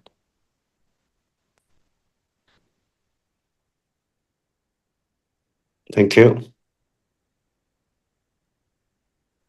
Chisi, may I come in? Yes. Please go ahead. Please go ahead, Agnes. Thanks, Honorable. I think we need to note that yes, we've delivered 610. This is more than double of what was installed in the last financial year. Not only that, we had a lot of stop-start with community resistance on the implementation of the smart meters, and because of that, we've missed out plus minus 250. In fact, we could have exceeded our target. Other thing that we also need to note is that in terms of the procurement process, right from the manufacturing of the meters, including the teams on the ground, the market was not ready for the numbers that we were anticipating to do in this financial year, besides the impact of the stop-start. We are, however, have ramped up, and we do believe that we will be able to do the 2 million, and obviously working with partners on the ground that also comes in with their own resources. But we are also looking at the colleges in terms of the TVETs so that we are able to sort out the pipelining. We are coming from a very low base and we are ramping it up. We are targeting 2 million because this is critical to reduce the losses, and therefore we are putting ourselves under pressure to be able to do the smart meters in less than 3 years. Thank you very much. I hope you are able to do so. Tell me, these 2 million installations or smart meters that you will be installing, are these locally manufactured? What percentage of it is of each unit is going to be local, and what percentage of it will be imported? It would be great if these 2 million smart meters that you intend installing will be produced locally. It could also help with job creation and the seeing that we are experiencing huge unemployment in South Africa, and we've got skills that are going to waste. So what percentage of it is local? Currently, more than 50% is locally manufactured. In fact, it's ranging around 70%. This is one of the requirements that we have in our procurement process. And of course, with the numbers that we are procuring now, it has made it possible for manufacturers to set up a base locally. And that is why we're able to push local manufacturing close to 70%, which is a number that we did not have previously. Thank you very much. So Eskom budgeted for 21.1 billion surplus, yet your auditors issued a qualified opinion and citing material uncertainty regarding Eskom as a going concern. So how much of this projected surplus is reliant on continued government debt relief versus actual operational revenue? And what happens if the remaining 50 billion in relief is further reduced? I'll come in here, Dan. Honorable Paulson, I think first and foremost, in terms of the debt relief, we've received the 80 billion at the end of March 26.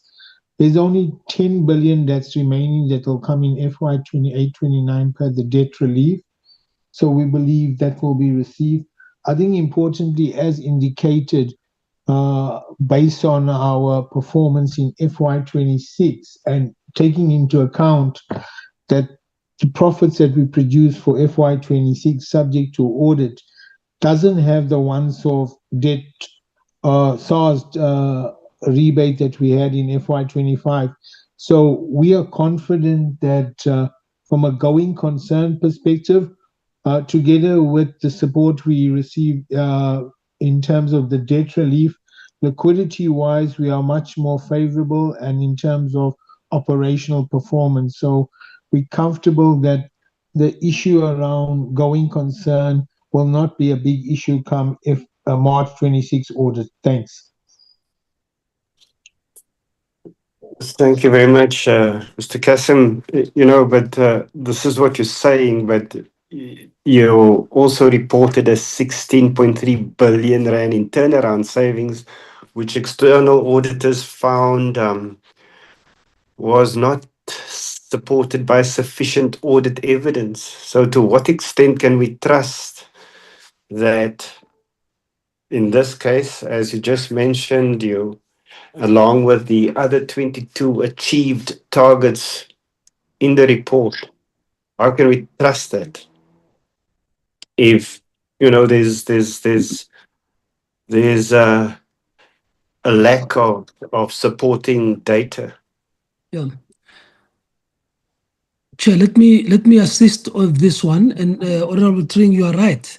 When we move from the last audit, excuse me, sorry, Sir Paulson.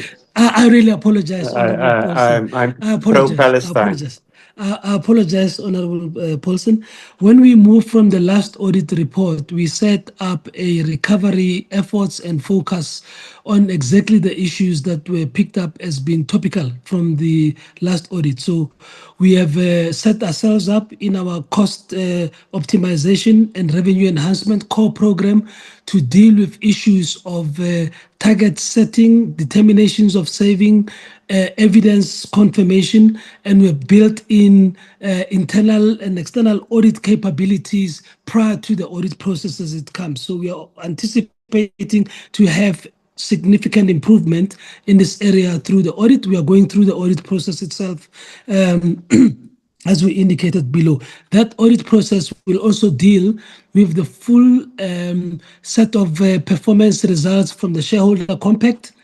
The 22 out of 33 or so KPIs shown is the status as at the end of the Q3, which was December. We are going through that audit now to complete performance as at the end of March 2026, and this is where the totality of the performance picture will come through. Okay. Thank you. Do I have time for another question, Chair? 2 minutes, Mr. Paulson. Thank you very much. So in the 2025-2026 financial year, Eskom added 0 megawatts of new capacity. So given this total failure to deliver, how can we realistically justify a nearly doubled target of 170 megawatts for the 2026-2027 financial year? And also tell us what you've done that will be different and help you to achieve a milestone which you've missed in the previous financial year.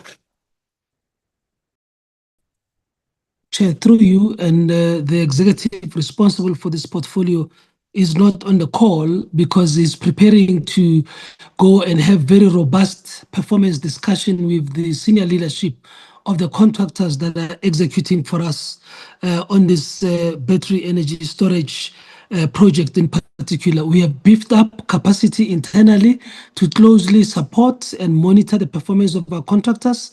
And those discussions are happening at a very high level, given the performance that we have seen from them. It is part of the capacity building that we needed to do to manage the complexity of the projects that we are now entering into. This is the one area of underperformance that is receiving attention as we go into the new year.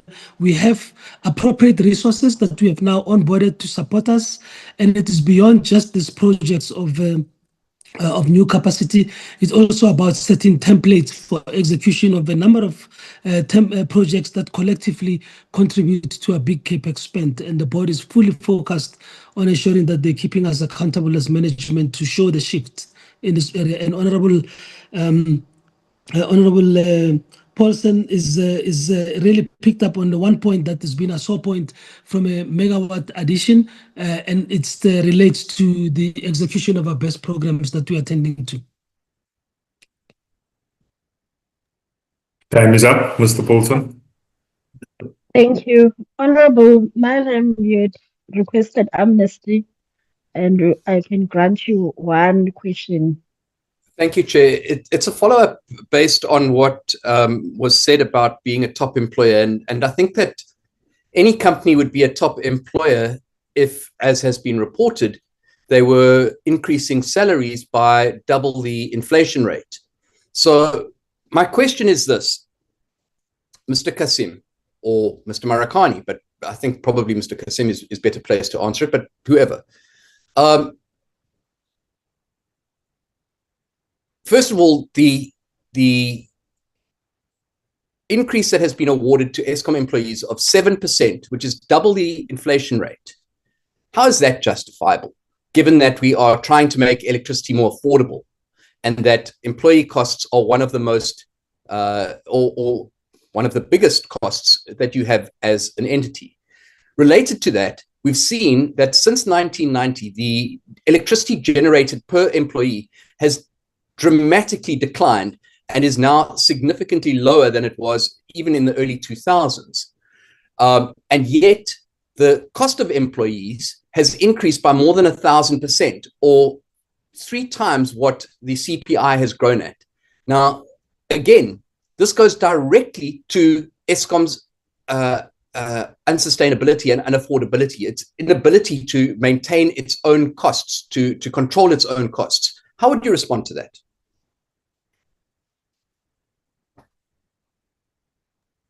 Thanks, Honorable Milam. I think first and foremost, just from what we recover from the regulator, they give us an allowance in terms of employee benefits, and it's far short of where our actual spend is on employee benefits. If I just look at MYPD 6, the difference on an annual basis averages about 7.5 billion, which we have to effectively fund through our efficiencies and operations, and that's why the core program.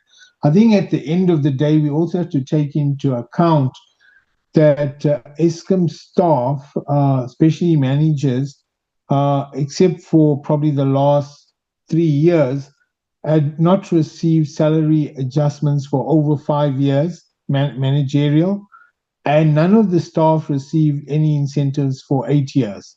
So this is the first time that has happened based on the turnaround strategy. And as the GC has said, we need to ensure that we also retain the skills that we do have to deliver on the turnaround. But I'll ask Dan to also add. Thanks. Philip, I think you've covered it. The emphasis I want to draw attention back to is the targets that we have of taking costs out of the business and improving revenue to the tune of 112 billion by 2030. This is a hard target that we are working on, understanding that the ability to remove costs differs from one cost bucket to another. We think we've set a very good platform for us to begin to address that, and that's what we'll be doing and reporting on continuously, starting with the financial results that we will release after this audit, the current audit is completed. Thank you, Chair.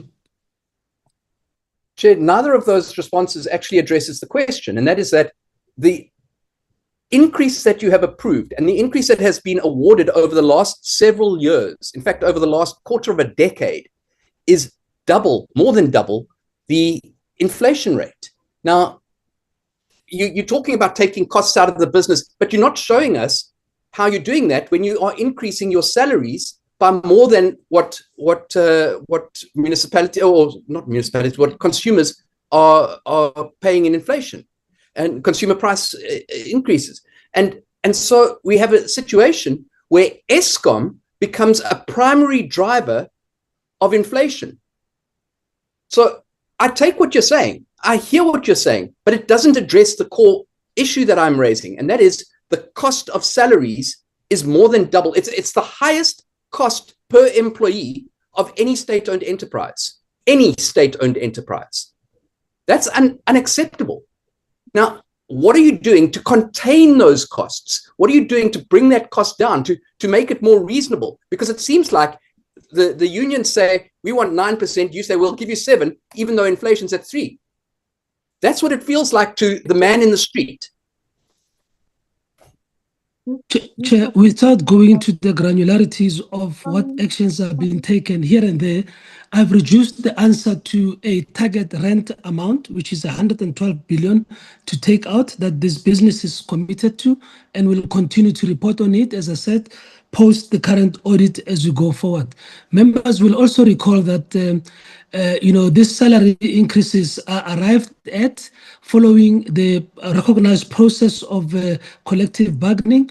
We have also taken heed of where other sectors have settled in relation to this, but as Caleb explained, 4.5% is what is passed on to consumers. The balance of that is made up by efficiency drives within the business. We have multiple areas to take out costs from the business and to improve revenue, and this starts talking to some of the comments that were made by Honorable Bapti before. And we will expand on this as we go forward to show what the business is doing on all these fronts. The magic number to remember is 112 billion of costs and revenue improvements to be realized by 2030 on a sustainable basis, audited and supported by evidence as we go through, and our focus is on that. Thank you, Chair.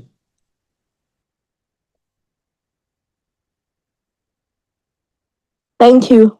We'll now move on to my questions. My first question is that, is your improved financial performance due to increased sales in electricity or high tariff increases?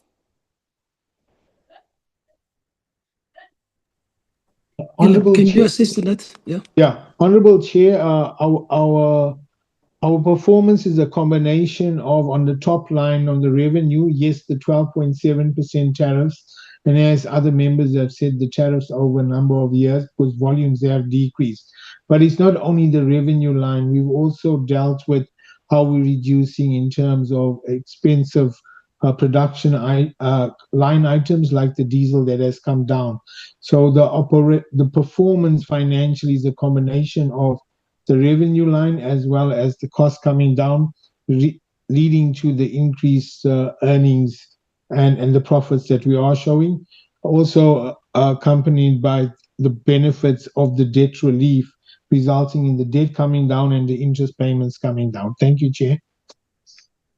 Thank you. Earlier in the presentation, it was mentioned that the reason why there is a decrease or there has been less of load shedding going on, it is because now you are maintaining your infrastructure and equipments better.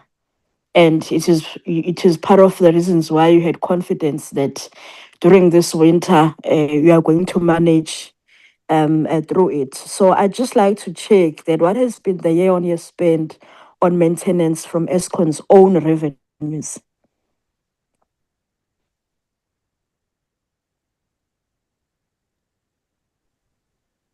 Chair, our Kabeki can answer. Go for it, Caleb. Is fine. I'll come. Yeah, so our maintenance spend year on year has gone up, Chair, but as we know, we have to make sure we deliver the maintenance to ensure that we are better prepared for the winter and also going forward into the summer. And we see that benefits come through in our performance. And like we know, we need to increase that energy availability from the 65 towards the 70%. So you have to invest in the maintenance. Thank you, Chair. Caleb, can we just look over the past 3 years and say what was the number in 25, 26, and 27? You know, is it possible? Can you access that? Because it's an important question, and it's very important that we just support it with the numbers. Yeah, I think in the meantime, Chair, I'll just look at that and I can come back. Okay.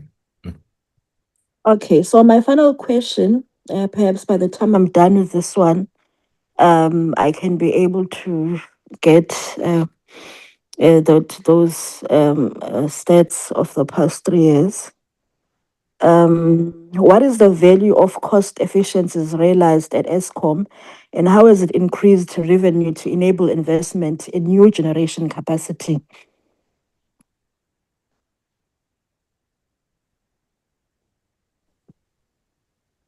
Chair, and without speaking out of turn, given the ongoing audit, we have a target of just under 20 billion or so that we had placed for ourselves for this financial year, that we'll be reporting performance against it once the audit is completed. Caleb may come back and indicate we do have a path for our own generation capacity going forward. We've spoken about 2 gigawatts of renewables going forth, and we've put aside money to that effect for our own contribution towards our own equity in the renewables portfolio that we are building up, and that in the order of just under 20 billion rands for us to be able to participate in that area, alongside other provisions for our environmental liabilities in other areas. But we are building on that, knowing that the approach that we take for new generation going forward will be one that does not expose Eskom's balance sheet by itself, and that, as we have said before, these projects will be undertaken with others so that we can leverage their balance sheets and or their skills in the areas that we need to beef up specific skills for executing them. Caleb?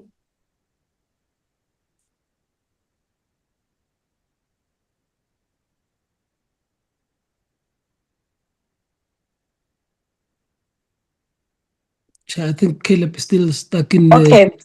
Okay, the profile. let us take the honorable member's hand that was up. I think it's Honorable Somba. Thanks. No, my question was, and I think it will be the third or the fourth time I ask. It's about the debts on the municipalities. It's mounting. What is the plan in terms of making sure that it will reduce? Thanks.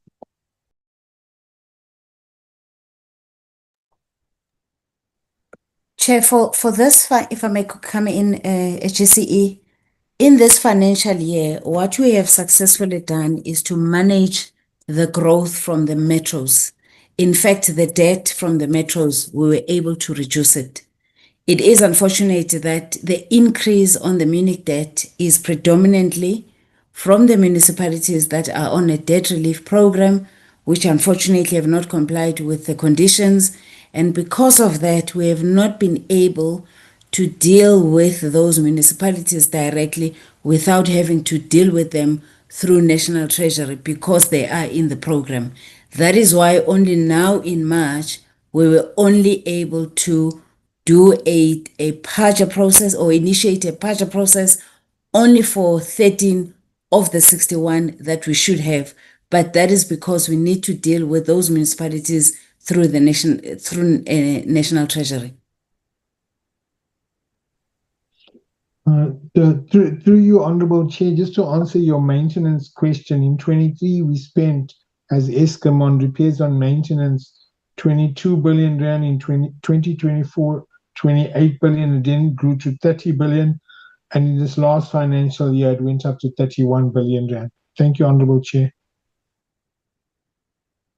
Thank you. Honorable Somba, I believe you still have more questions. just want a follow-up on top of the answer that I received. Look, Chair, we all municipalities have historical debts. And I asked this question also when we had the meeting physically in Johannesburg to say, look, we are going for elections again. And the term of those who have been, the administrative that has been there, it's ending. Their 5 years is ending. And remember, they got those historical debts. Now, is there any way that the Eskom can say, let us delete or wipe this desk, because it will never be resolved. I know there are municipalities that they've made arrangement to say this is how we'll pay, but they are failing to pay those their debts. It's impossible to pay them. But there must be, at the end of the day, there must be a solution of those debts to be wiped out, or something must be done about them. Thanks. That's my follow-up question that was not answered before, to say it can't be, but there must be a way that must be done, because the municipalities cannot be stuck with all those debts for those historical, because they are historical debts. Thanks, Chair. Let me just come in here and just refer the honorable member to the National Treasury Debt Relief Program for municipalities, where they were saying that the municipality must pay its current debt, not historical, current. And if it is paying over the next year, it's going to take out a percentage of the whole historical debt. So they were saying, continue to pay what is current right now. And if you demonstrate that you can do that, then we're going to wipe out all of your historical debt. Unfortunately, many municipalities could not even do that. So that is the situation that we are facing, Honorable Member.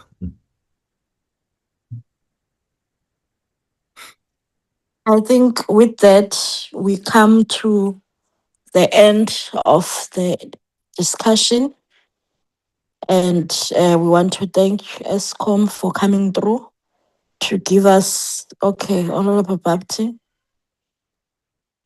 Yeah, sorry, there's just one appeal I wanted to make to Eskom board and senior management. And it's a pragmatic matter it's bad in a lot of places in the country, with cable theft in equipment being vandalized, the criminality that involves it, and how communities suffer. It takes so long to get these cables repaired and replacements, because a lot of the Eskom CNCs just don't carry spares anymore. They say they don't have budget.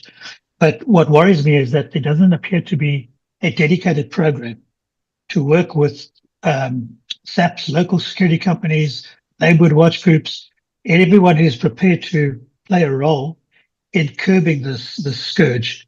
And the scourge, there are particular hotspots, and particularly I know in KZN, where once a week a cable goes, and I'm in one of them. And I would appeal that Eskom looks at its profits and some of its CSR funding, to, even if it's just fund a pilot program, that we find a way, because what is required is monitoring with static cameras and possibly drones, and a rapid response to where these things occur. And they keep occurring in the same places. The thieves just go back and keep stealing the same cable time and again. And I don't see any other way that we can resolve this unless we have a cooperative venture or cooperative initiative with various security clusters and local residents to put an end to it. So that's my appeal. Thank you, Chief, for allowing me to have this statement. Thank you. As I was saying, that we have now come to the end of the discussion. Thank you to Eskom for their comprehensive response, report, and their ability to respond to our questions as the members of the committee.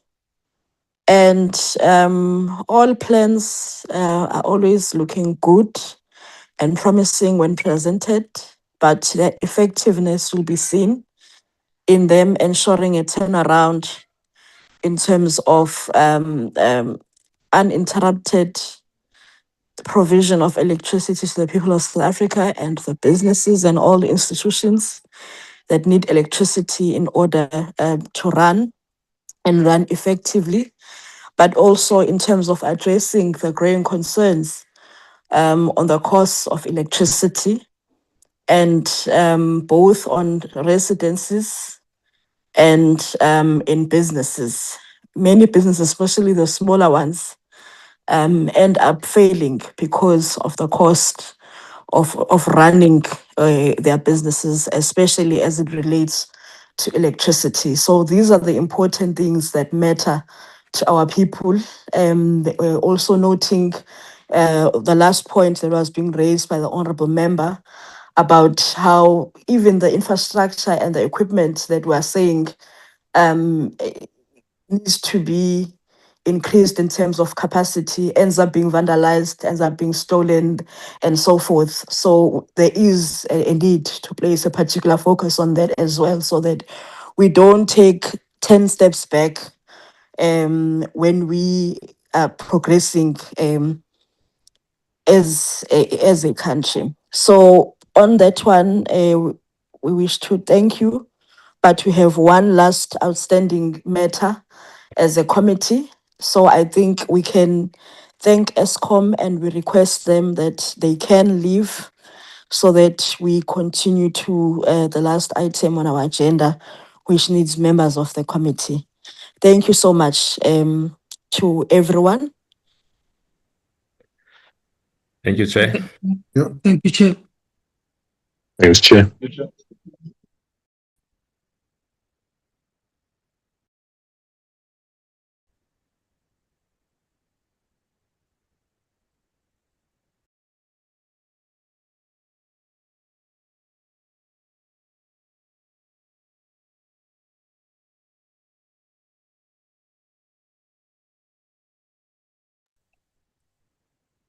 Honorable Mela. Thank you, Chair. Chair, while we're waiting for Eskom to leave, I'd like to ask or make a request from a programming perspective that we include a meeting with Eskom, National Treasury, and perhaps some of the municipalities that are affected by these distribution agency agreements to appear before the committee and go through what the pain points are from an Eskom perspective, from a National Treasury perspective, and from a municipal perspective about the DAAs, what's working, what's not working, so that we can really understand and get a clearer picture of what needs to be done to address this municipal debt issue. Because I think it's something that we're going to have to deal with over the next several years, and I think we need a clearer picture. Thank you, Chair. Thanks. I think our secretary, Mr. Kotze, is taking note of that so that it is looked into. We'll check the program, Chair. Thank you. I think we can proceed with our last point in the agenda. So, honorable members, we will know that I found the committee already having had agreed to request going on a study tour to Germany, which would focus on the just energy transition, if I'm not mistaken, which would look into basically their model and how they have effectively implemented this. So we had been engaged on continuous engagements with the House Chair, Honorable Frolic, so that we would be able to finally hear the progress on whether we are being granted to go or what is happening. And a week ago, I was called into Mr. Honorable Florid's office, where he would raise the concerns that because we want to take all members of the committee with, and we would all know that going to Germany is over a 10 hours long flight, which would justify why in our application we included business class for all members to travel in. But then that made our quotes very high. So there was concern over the amounts of our quotes. And when we parted, he had said that he would take our application to the speaker and revert back to us. So Today, I did receive feedback from the House Chair, where he had indicated that we would be granted to go under two conditions, where it's either we reduce the number of members who do go, or we take economy so that it is cost effective. So I then said we need to bring it back to the committee to actually discuss that what would be our way forward with the suggestions that have been made to address the concern over the costs of the trip. And we look into the options that we have, which is either if we want to take all the members with, we take economy, or we reduce the number of members that go, or we can look to a third option where we perhaps reschedule our trip and maybe even look at another country and another theme that we would look into if needs be for our study tour. And considering the fact that elections are now around the corner, that would mean maybe we go next year early. So I think maybe those are the three options that are before us to consider as a committee. That do we continue with our plans and travel, and under those terms that have been put before us, that is either we take economy or we reduce the number of committee members that are going, or we can consider the third option of maybe rethinking our whole trip, the country that we want to go to. So that is the matter, honorable members. And I think I can take hands so that we can get the views of the members.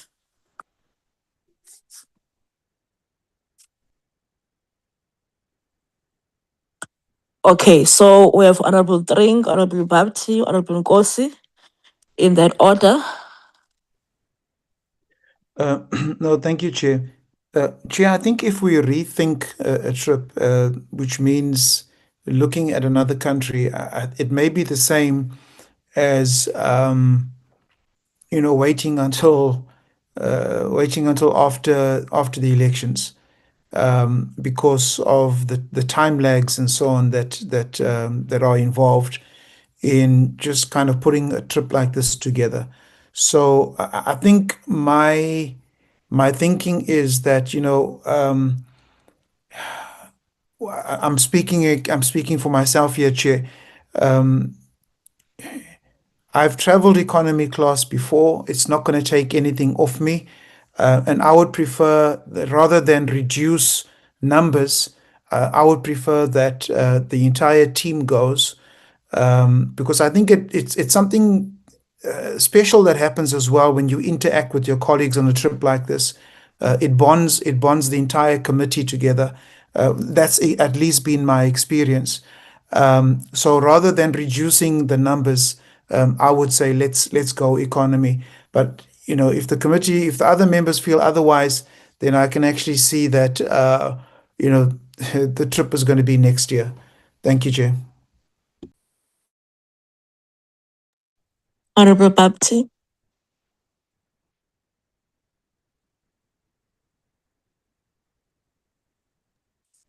Okay. Thank you, Chair. Sorry, Chair. I'm just got a problem unmuting myself. Chair, this would be our third attempt to get this done. We missed out last year and the year before. So I'm not in favour of delaying it. And I also agree with Honourable Flynn that taking everyone is preferable to leaving some behind. Thank you. Thank you, Honorable Nkosi. Honorable Chair, I'm not sure if I still have to come in, but I just wanted maybe to concur with other honorable members that taking everyone, I think, would be best. It's fine even if it's economy, because when you look, if we rethink, maybe change the country, maybe take the trip maybe next year, we will still maybe not be able to get a business class, all of us. Still, we'll go back to the same problem.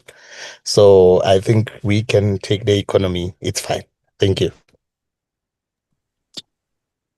Thank you, honorable members. Honorable Kotse, I just want you to remind us of the dates and maybe any other steps that from now here now that honorable members are speaking in the same voice, that we should attempt to send through our application now, taking along everyone, but going for economy. But I think just take us through on what happens from now onwards, and the dates, so that perhaps when we leave here, all of us know that what is it that is going to happen. Thank you, Chair. So the dates proposed are 18 to 22 May. We will have to submit a revised application to the Office of the House Chair, which includes, as members indicated, the economy class flights. And then I will just have to check with the consulate chair with regard to visa applications. Because, so with the Germans, the last flights we had was from over Tambo to Zurich, and then from Zurich to Berlin.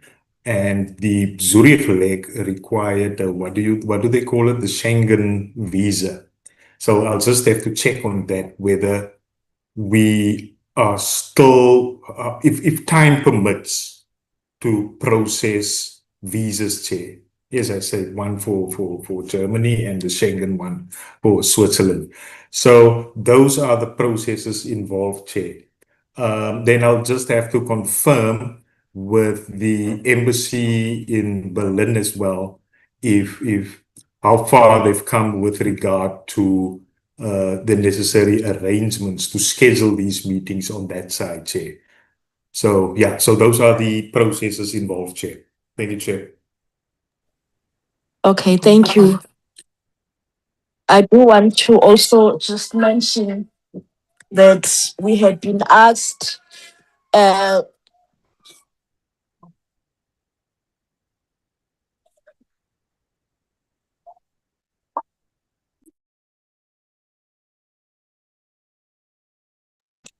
You're muted, Chair. sorry about that. Just to mention the last point, we were asked that if this is to be successful, the application needs to be at least be in by the end of this week. But I would ask you, Mr. Kudze, that at least by tomorrow, let's try and push, especially with the time limitations about the visa applications, but also even our application itself to go back to the House Chair. The earlier, the better. I do know that last time we had a problem with the travel agency taking long to bring back the codes. So please do, working with our staff member that was dealing directly with that part, to let's try and speed up that.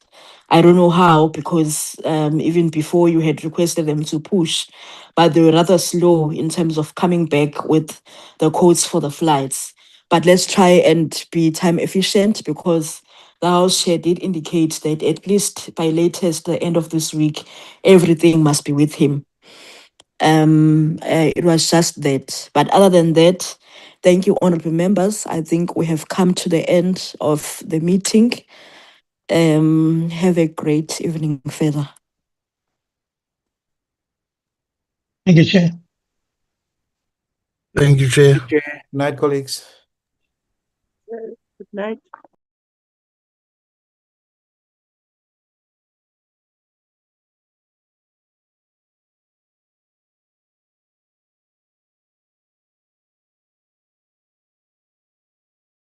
Recording stopped.